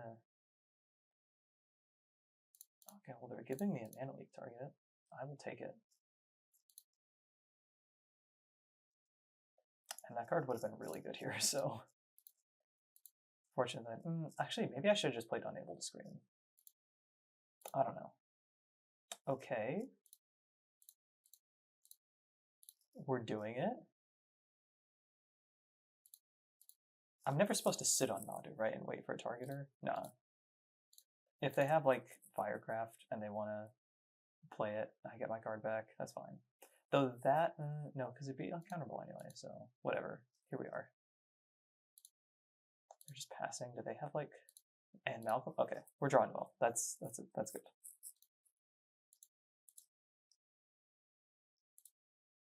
If they're sitting on pops, then it's very fortunate that I somehow drew 3 of my basics.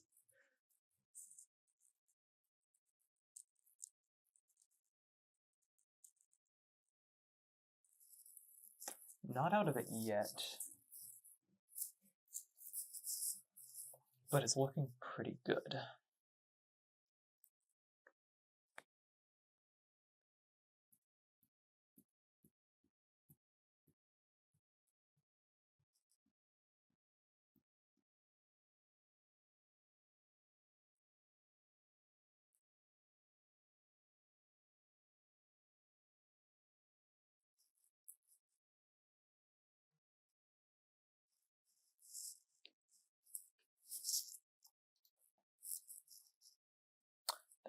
pass. Well, I definitely just jam Malcolm here. If they kill it, I guess I get a card off Nadu, which might not even be good if they're sitting on pops. That might be a strategy, I guess, for them. Is try to kill the Malcolms that. Well, they didn't animate the encampment. That's the weird part. Ooh, oh, that's so good here. Wait, that's actually insanely good here. Because that's life gain. How much life gain is this? 1, 2, 3, 4, 5? Oh yeah, okay. I'm gonna go ahead and start getting some now, I think.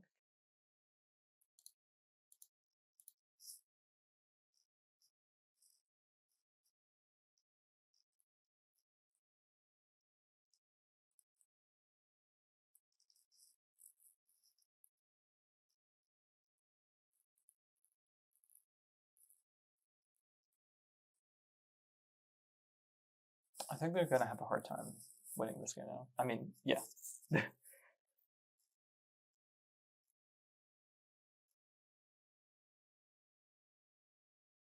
Pop is just not gonna cut a volley flare. I mean, they'd have to have a creature first, and then the mana leak is relevant. And that's still only 10, is the thing. Like, at 17, what are they gonna do?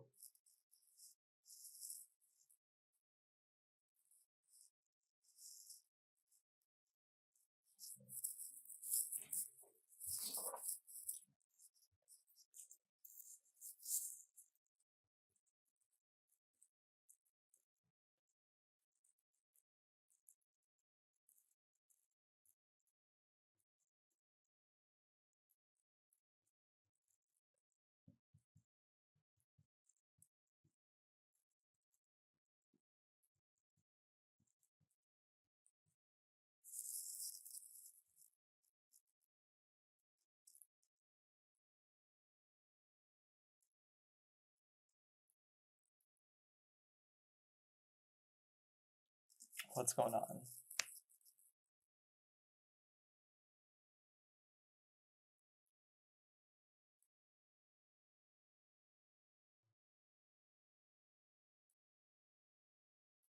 To Arc Trail, interesting.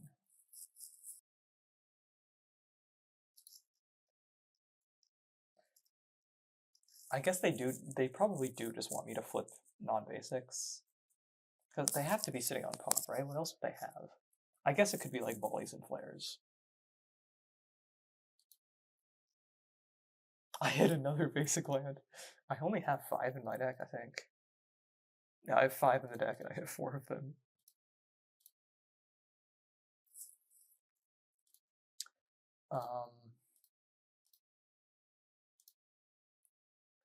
I guess I can chord for spirit here.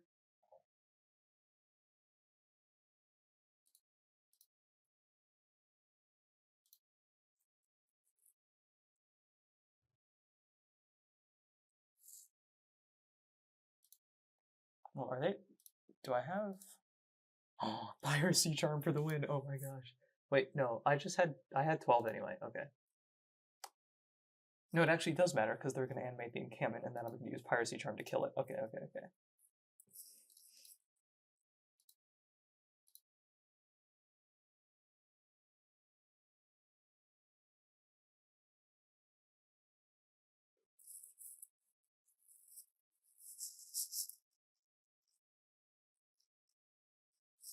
Because this is a 2-1, right? Yeah.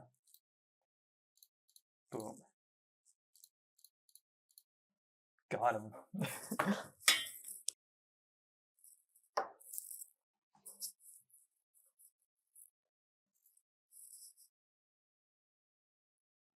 All right, there we go.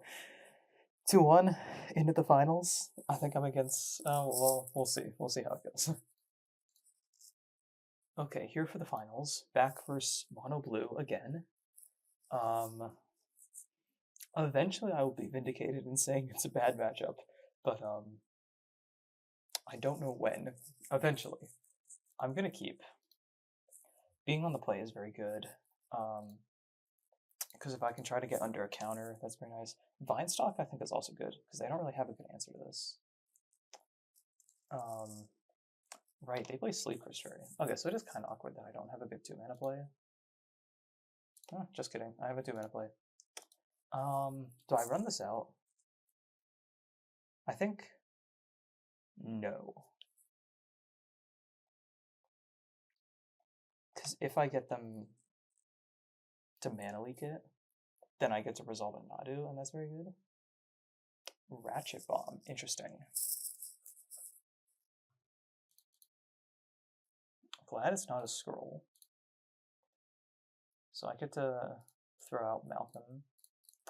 And I can also resolve Nadu if I want, but the Ratchet Bomb does represent an eventual answer to it.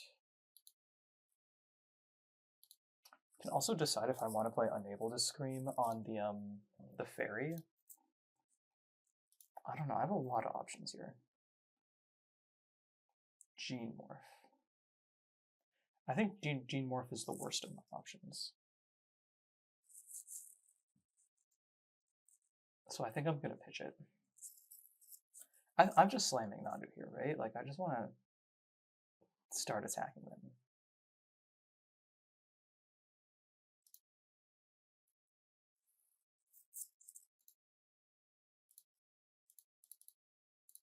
If they play a scroll, I can kill it. Or if they play shackles, I can kill it. They're ticking up the Ratchet Bomb.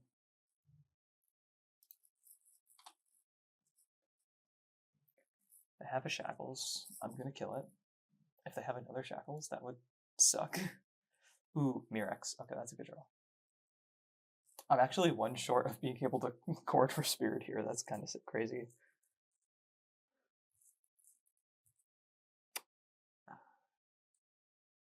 Oh, if only there was Hex Parasite here to help me.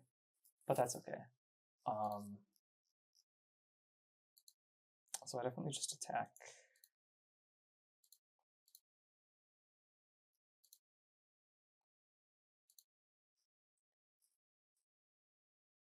Another Gene Morph.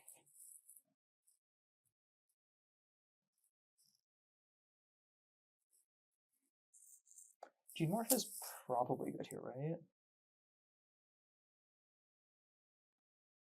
Unable to Scream is kind of nice, because it'll hit the fairy, and the fairy blocks the Malcolm.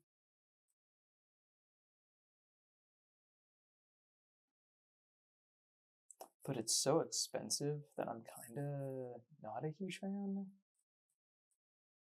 And Gene Morph can be good later in the game. Yeah, I'm gonna pitch Unable to Scream.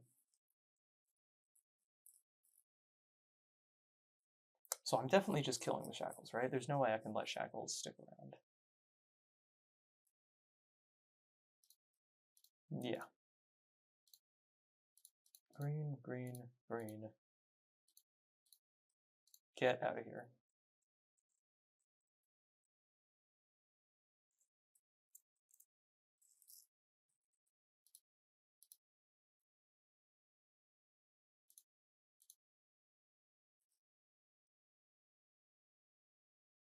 And now if they play another shackles, I just win the game if I draw land.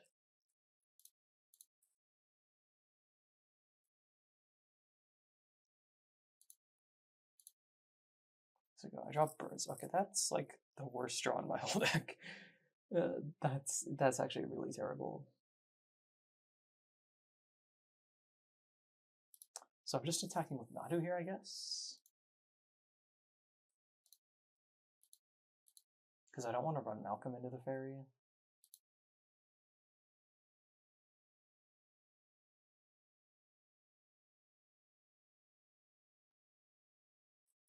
And then is this a Murex angle? It might as well be, right?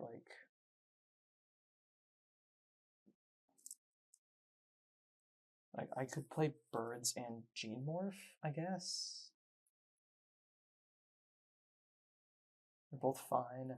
But also when they have 4 mana up, I don't really want to run into the counter. Because like what else are they gonna do?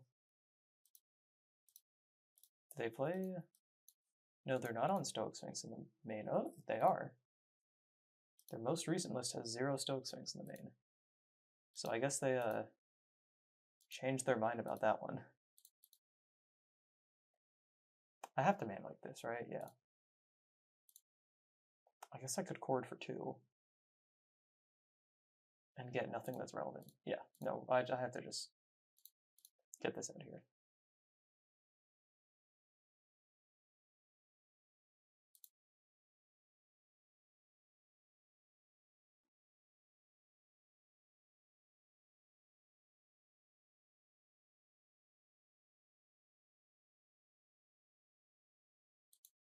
Okay, there goes Nadu. Another fairy. These fairies are actually, like, kind of really annoying.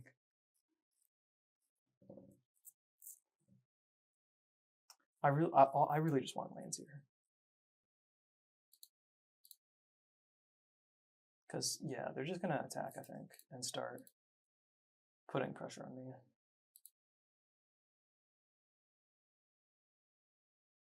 And I have nothing to spend my mana on because I have to play Mana Leak.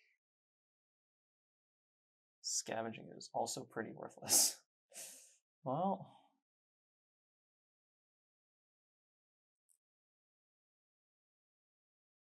I guess it's not entirely. It can get pretty big. So I think I lean on Gene Morph. This may draw a counter. It doesn't. I play Scooz. This may draw a counter. It doesn't. I don't have a land. So I just say go.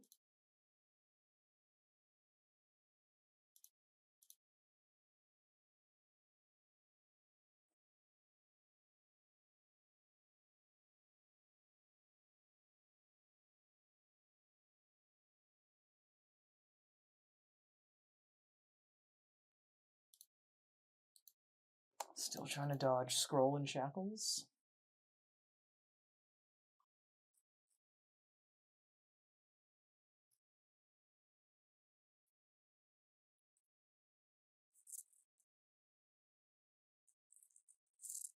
Unable to scream on the Imago. That's fine, right?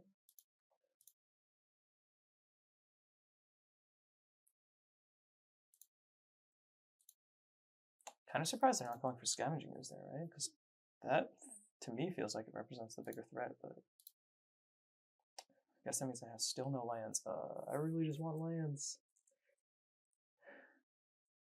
So I'm just attacking with Scavenging Ooze, right?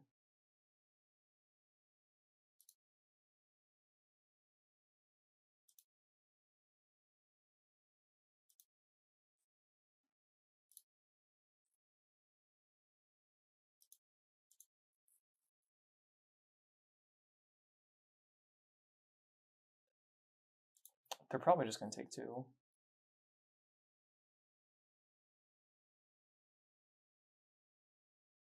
And then end of combat. Why are they doing this in the end of combat?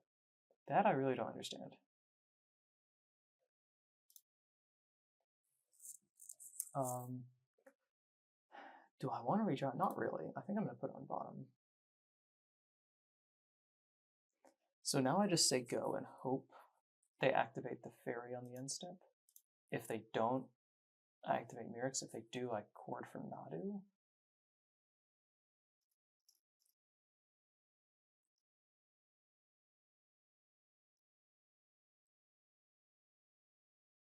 And just hope that a 3/4 is good enough.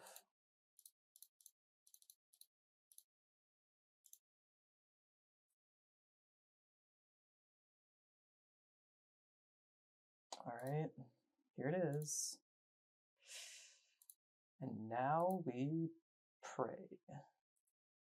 No shackles, no scroll, come on. They can also just cast the Lock Whale, which is actually not even that bad. Yeah, they're just gonna do that, okay.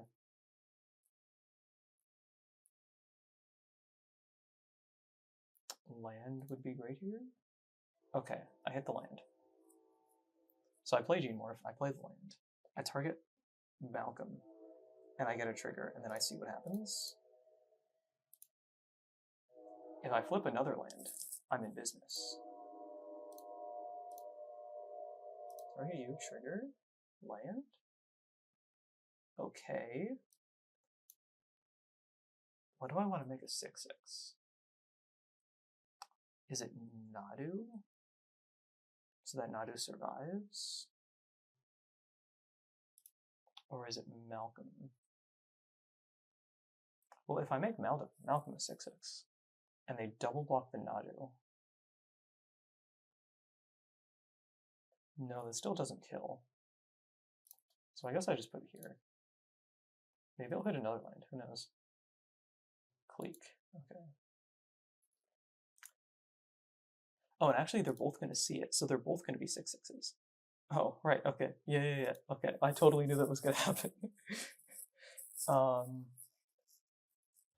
Okay, so I definitely should have put it on the Imago, right? Well, oh, okay, so I do this in beginning of combat. And I hit another land, awesome. Wow, I'm so good at this. I just target you again? Okay, this worked out very well. And now I just go ahead and I attack.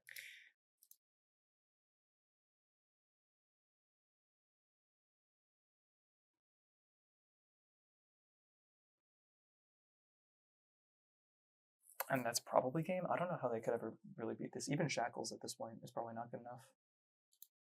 Because they double chomp and they go to 2. Yeah, I think that's game.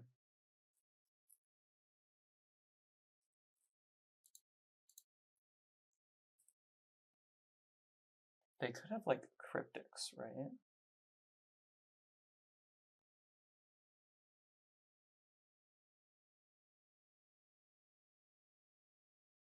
But even if they have cryptic, I have Vinestock for the kill, so that's actually fine. So I'll just take it.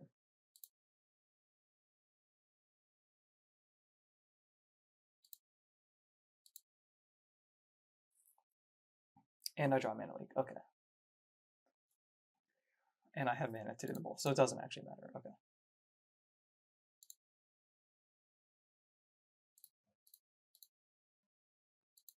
So I just attack.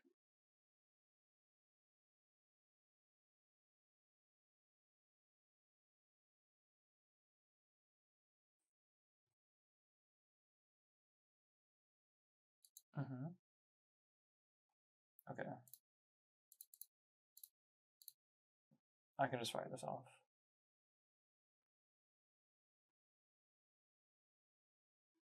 All right.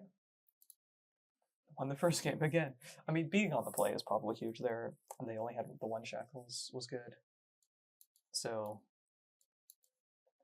a lot to bring in, and a fair amount to bring. I think Segovia is still too low impact.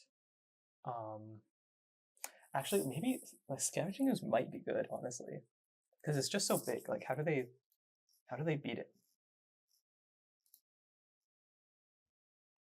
I probably cut like one land because I bring in 2 Merrics, but I do want to have some extra lands to make sure I hit my land drops. And then the last 4 cards that I never know what to cut. I mean, Gene Morph played well, but only once it was late in the game. Like I have no idea what to do. Cord is nice, but Cord is also really bad in multiples, I feel. Because it's just so clunky. Gene Morph, also not great in multiples. Malcolm is kind of awkward against the fairy. Am I just gonna like cut 1 of 4 different cards? Is that even a good idea? I don't know.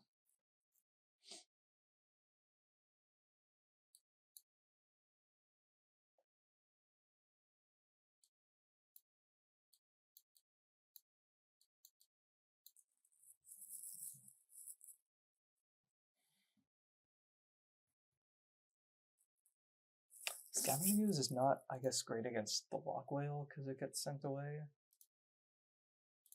And they have Cryptic, which can bounce it. I'm gonna cut it, but I could see being wrong in that. I could totally be wrong about that.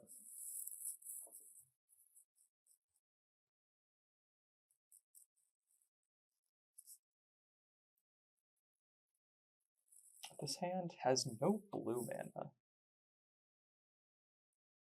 And also no removal, but does have Nadu and Hollow. I want to mulligan this.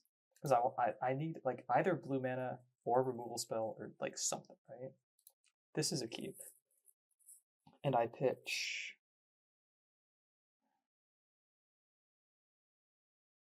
Oh, this Archer's Charm is not going to be castable like forever.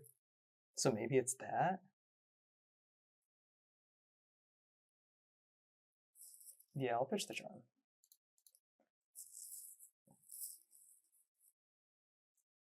They have a fairy. That kind of really sucks because I don't have a good answer to that. Okay, land is great. Actually, Flooded Growth makes Charm a lot more castable, so maybe that's my mistake. They have a scroll. Glad they cast that because now I get to revoke her. Oh, Charm would have been totally castable. Oh, look at that. Oh well, here we are.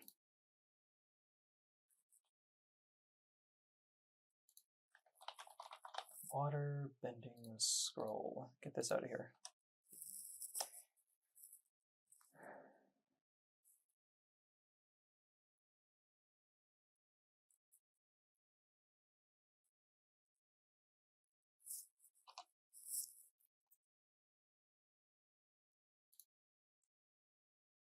Chord. Okay. Am I casting it? So if I cast, well, if I cast Larcenist, it doesn't do anything. If I do nothing, they just untap Fairy. But the worry is that, like, if I play Larcenist, they untap Fairy and then resolve a Stoic Sphinx that I can't beat. So I think I'm on to just, like, take the Fairy beats for a while plan. Actually, maybe I'm supposed to attack there, and then they lock whale it and I counter it? That might be the case. I don't know. Do they play Malcolm? According to their most recent list, they have it in the board, but obviously they're not playing that, so who knows. And would they even bring it in here? Probably not, because it just doesn't do anything if I have Nadu in play.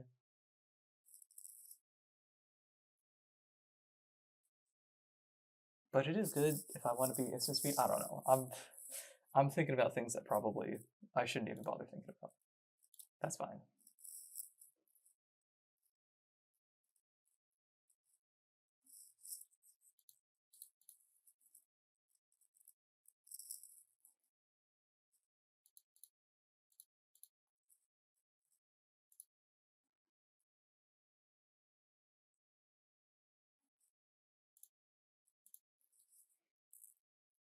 So Mirax definitely does not.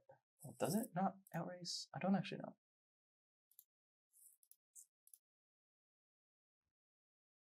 We'll find out if I can outrace the fairy.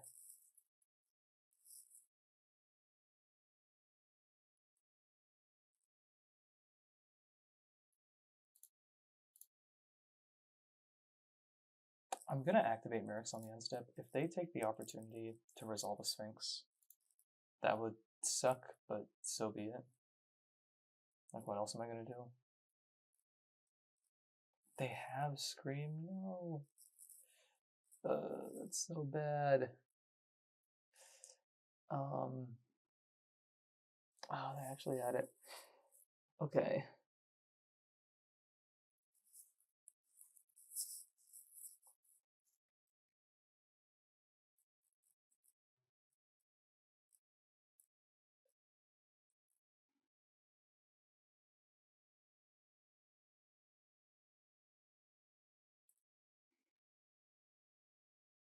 You think if I chord for 2 in response, they counter it? Even though it doesn't really do anything? Because they think I have a second Revoker? And then I untap, and I Larcenist, and I turn my Revoker into a treasure? so that the screen falls off, and then if the Larcenist dies, the Revoker comes back. And I probably also hit the scroll in the meantime. I think that's my play. I don't know if it's a good play. Like, the alternative is I just activate Merrick's here. But that's not good enough when they have scroll, so we are, we're going for it. Boom. Chord for 2. I totally play 2 Revokers, trust.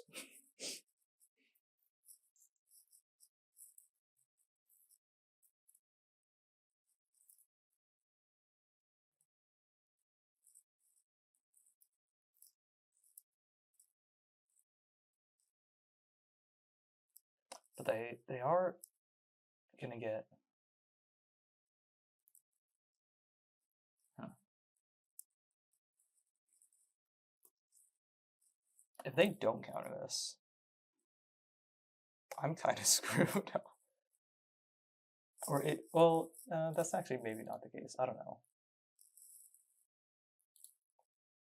Okay, they're gonna charm. They're gonna counter, sure. They're gonna get a card with the scroll.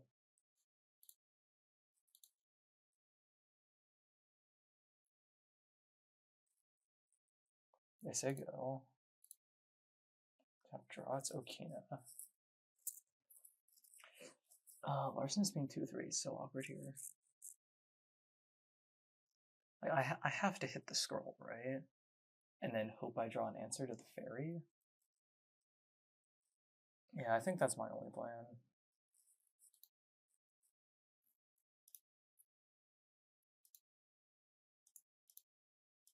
I can go like that, I guess.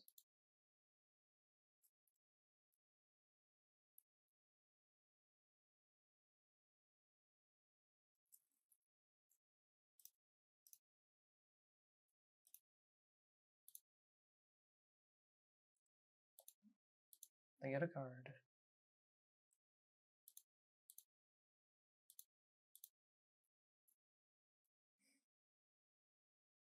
I just don't know how I'm ever going to beat this fairy.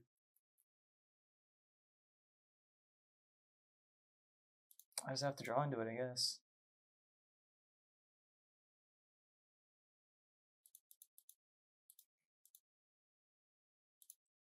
But also they have so many good draws here. Like that? Oh god, no. Why? If I mana leak this, like, they just pay for it, right? So...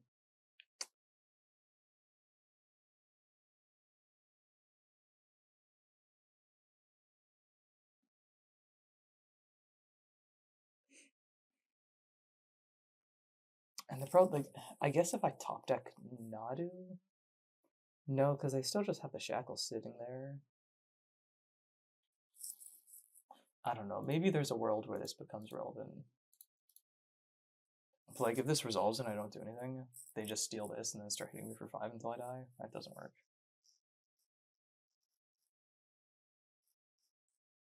So, now we pray. Grove. Okay, I have to draw.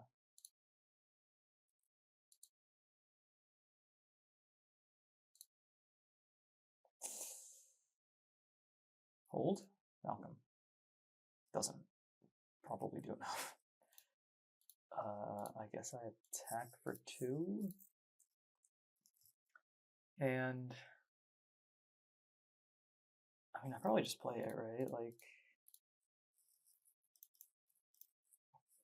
I don't know what else to do.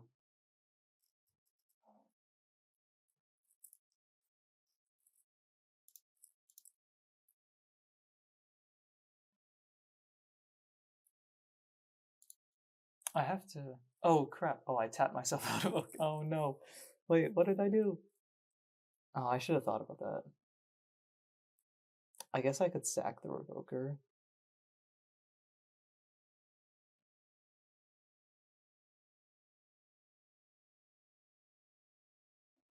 I guess.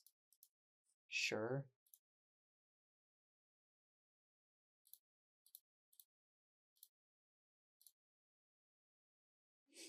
That's embarrassing.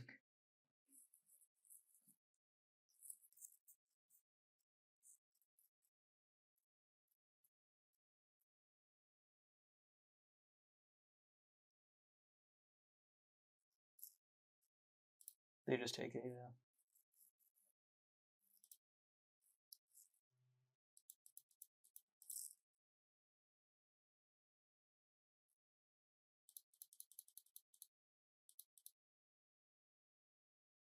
Another Malcolm. I guess that's something.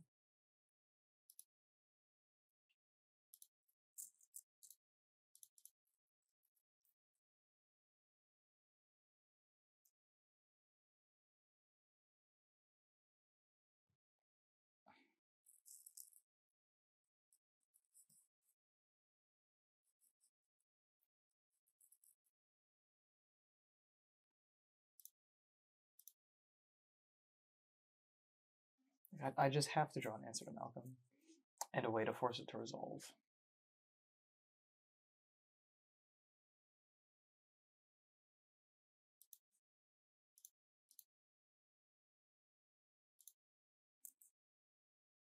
And I need their hand to be pretty bad, which is why I can't really let them hit with Malcolm.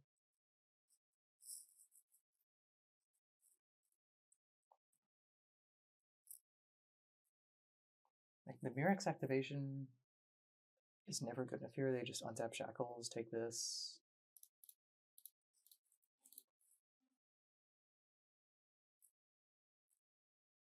But the problem is the fairy untap just means that like this doesn't do anything. Cleek, I guess, isn't worthless.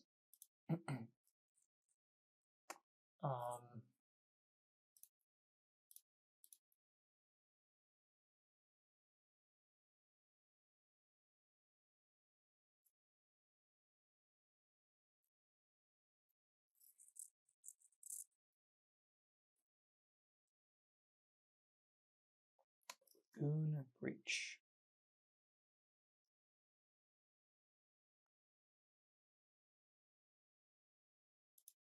I think I keep this. I guess there's a world where we trade off our if the Larcenist ever dies, they get the scroll back. So maybe that wasn't smart.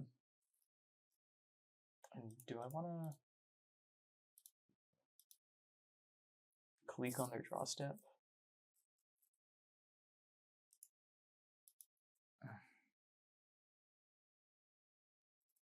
I mean, I don't want to, but like, do I have to?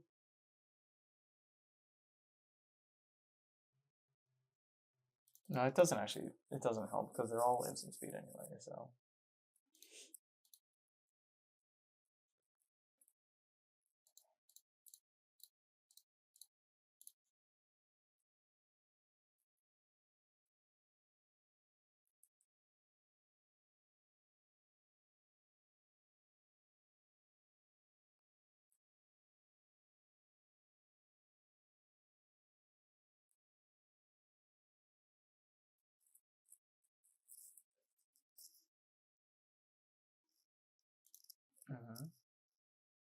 So if I draw, well, I can't draw artifact removal because I put Malcolm on top of my deck. Why did I do that? That was a really bad idea, huh? Like, the only way I win is if I draw artifact removal right now. But I can't do it because I kept the Malcolm. Oops.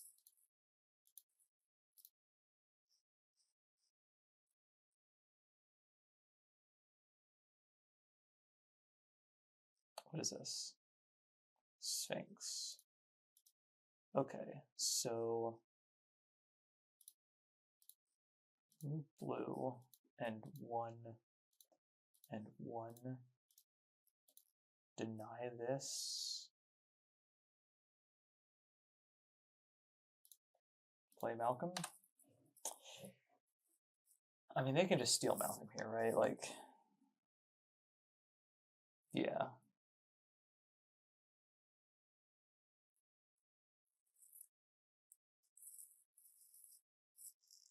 Oh, they have another scroll. Okay, well, yeah. I mean, I was almost certainly not going to win this game anyway, so it is what it is.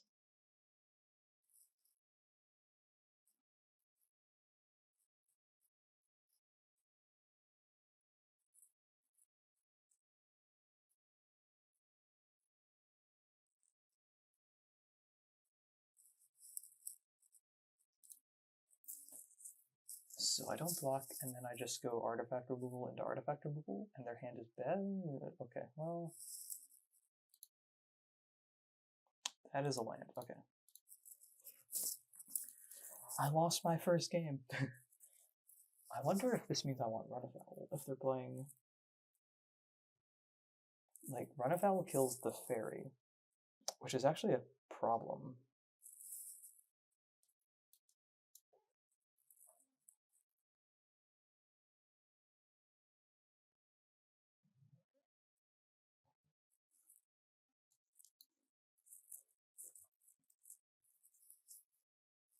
But on the other hand, I do want to beat Pro, right? If my plan is to just kill the fairies, that's not going to work, I think. Maybe I should have Run Afoul on the draw, but on the play, I'd rather have these. I do also think I want Chord.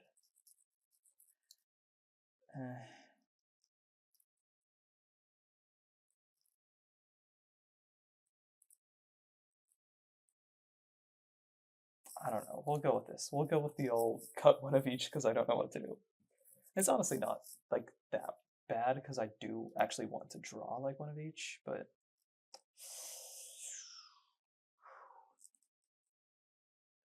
am I stupid if I keep this? I am, right? But I really want to do it. I see Pithing Needle, I see Mirex, I'm like, it's perfect. Like if they have Fairy, I just never win. I'm keeping it. Screw it. Just have confidence. Just draw perfectly. This might be a terrible keep. Oh, I'm starting to have second thoughts.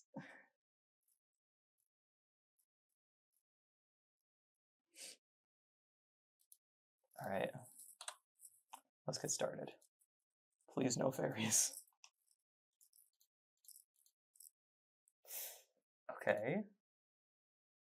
And Vinestock. Vinestock is pretty solid.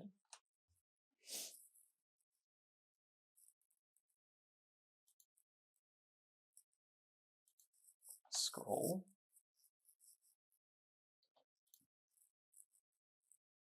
Denial, okay. Pithing Needle. Waterbending Scroll. Go.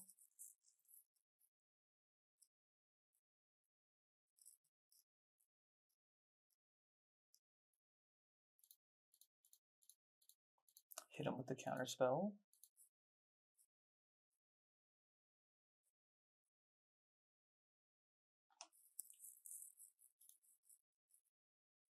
Changeling. Okay, not actually relevant now, but that's fine.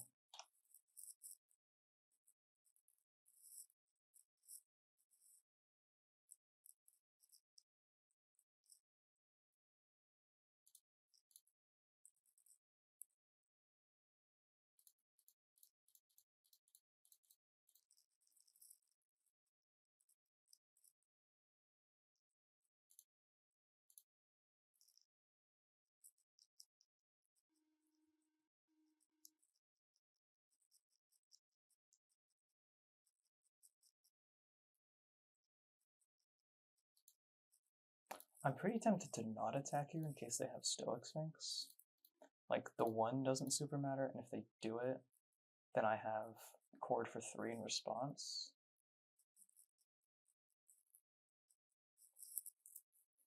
Okay, they didn't play it, if they have it. Another Shackles.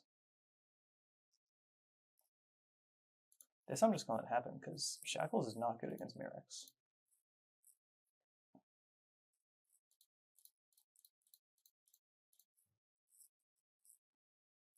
And I have the Changeling to kill it. Which I think I just do, right? Because they can't mana leak it.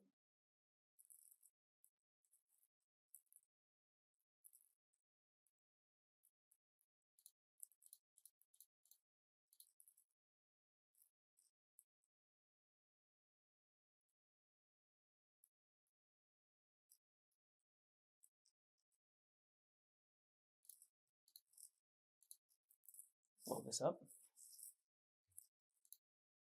Now I go to combat, and I attack with the mites. Like, I could hold up cord here, but I'm decently certain they have mana leak, so I'm probably not going to cast it anyway, and I do want to, like, start getting in.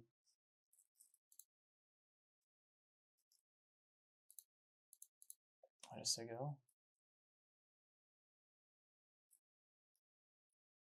The sideboard cards are being super good here.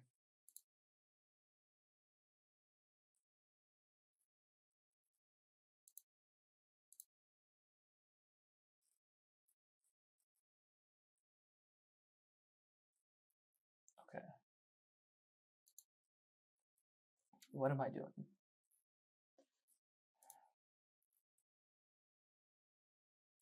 If I animate Vinestock and attack, it's not that great.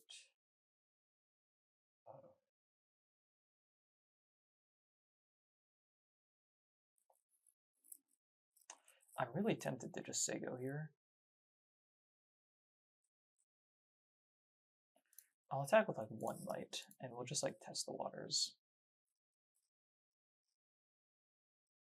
Is it a Sphinx? It's a lock whale? Totally fine, don't care.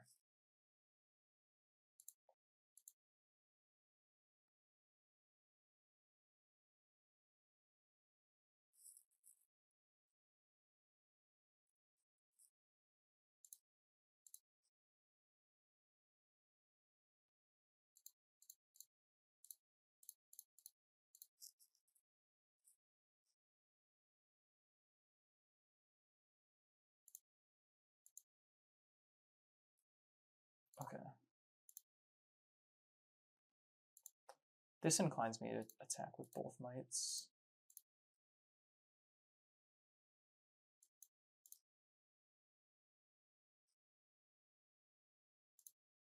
I say go, and if they play the whale, then I cord for Nadu? Right? 1, 2, 3, 4, 5, 6. I cord for Nadu. I have Okina available.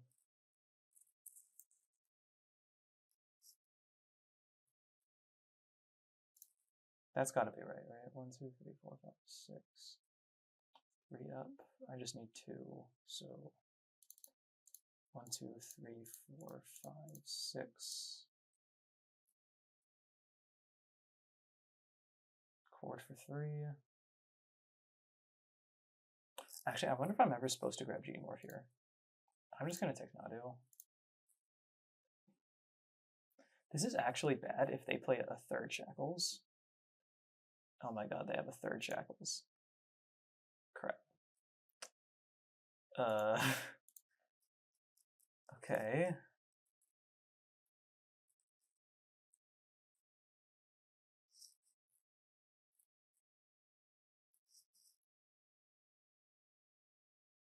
They're going for the attack.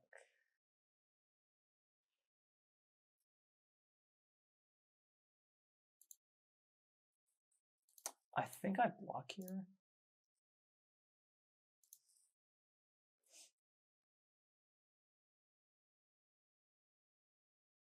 I guess I can cord for another, or for the Larcenist.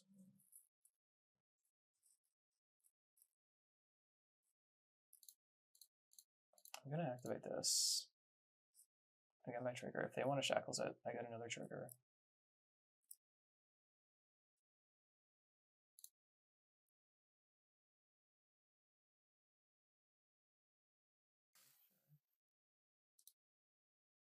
I flip Guardian. Okay, also good.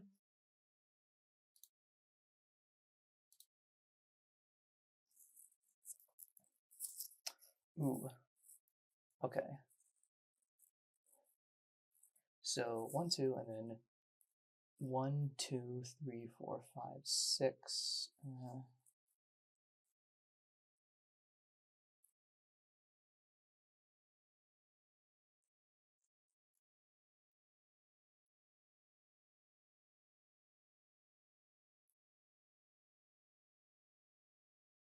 No, surely I just cord for Larcenist, right? 1, 2. 3, 4, 5, 6, chord for 3. I won't get the Nadu back right away, but it turns off their ability to keep it tapped, which means it's going to untap, which means I'm going to get Nadu back.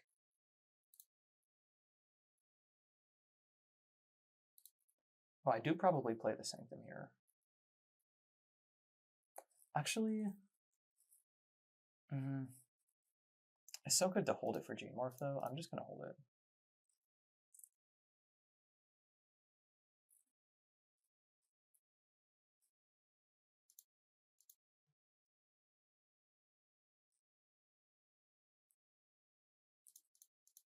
I take 6, that's fine.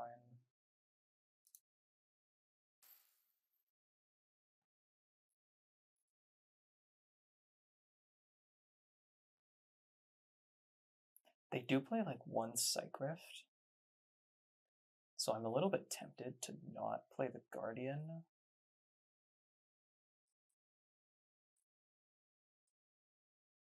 Because then if they Psych Rift me, it's kind of bad. And I have such a good attack. No. If they play a land, I'm like, well, okay, they're casting a spell, so I don't care. Fairy, sure. Okay, so I just cast Guardian here.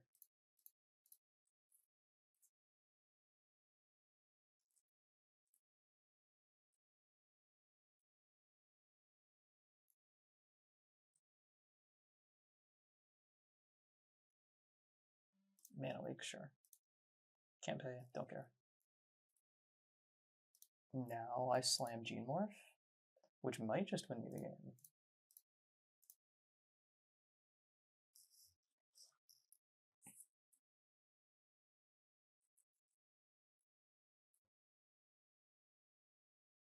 Like if I flip one more land, I just win. Gainsay. I play Mana Leak on the Gainsay.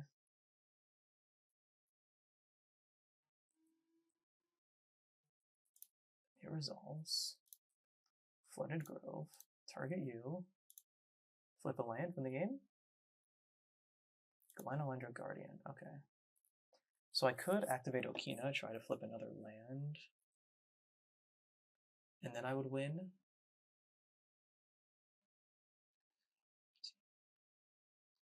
And even if that doesn't work,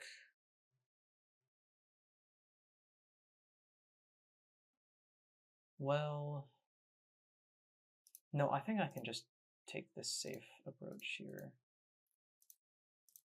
I attack for 10. I go to 6.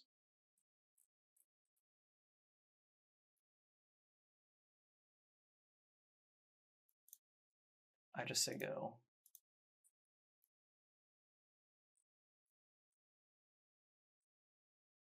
Okay, and one of their last cards is a land, so that's fine.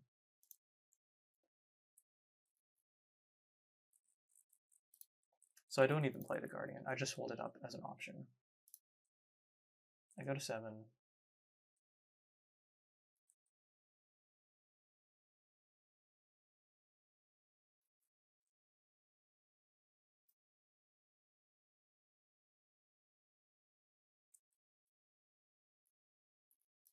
I don't play it, because now I just attack. I can play land. I can do the targeting. If they Cryptic, I counter it.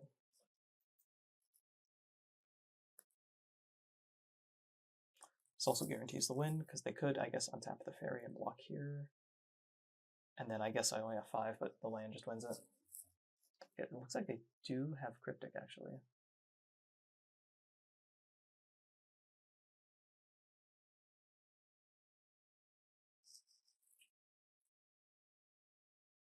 I guess this is counter and then lets them draw a card. So if they draw another Cryptic,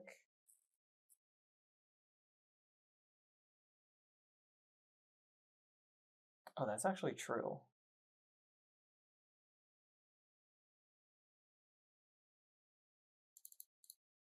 So I could actually lose if this draws them into another Cryptic.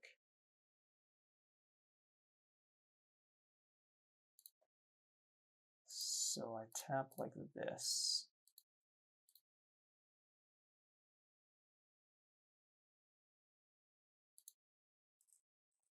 If that drew them into another Cryptic and I die, that would be crazy. Okay, Pithing Needle would prevent this though. Go to combat. I guess 3, 4. Yeah, it's still lethal. Okay, but they didn't draw into it, so. Ooh, all right, won the event.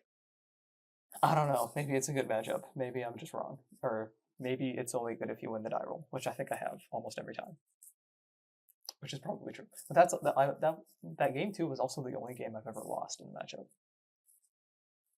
But I don't know. Waterbending Scroll just feels kind of unbeatable. But the sideboard worked out. I definitely, after the kickoff, even though I did well in this matchup, I still knew that like if they had ever stuck a scroll, I would have definitely lost. And that game, I was able to beat Scroll and 3 shackles, and that's Here, I'll put Magic Online back on. That was really impressive.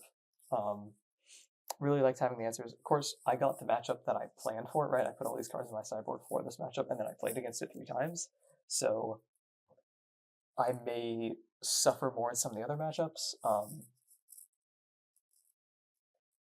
I've played the aggro matchup very rarely. I did play against the Flare deck today, and that felt fine. That felt, honestly, that was probably a good matchup, or it's at least like fine. I had some pretty good draws, but I also kept, I don't remember what hand I kept, but I remember it not being very good. Yeah, won the tournament. I think 5-0 was it? 5-0. I think this deck is good. I mean, it's a Nadu deck. That's the thing. Before the kickoff, I was thinking like, because I have Nadu and Spirit in my deck and Court of Calling, there's like a floor on how bad this deck could possibly be. Because if you do that, you just win the game. So even if the deck isn't great, it's never going to be terrible because you always just have this really powerful thing that you can do, and then you back it up with some cheap interaction, and that just wins games against anything some percentage of the time. So yeah, that's the deck. That's the event. Thanks for being here, and take care of yourself.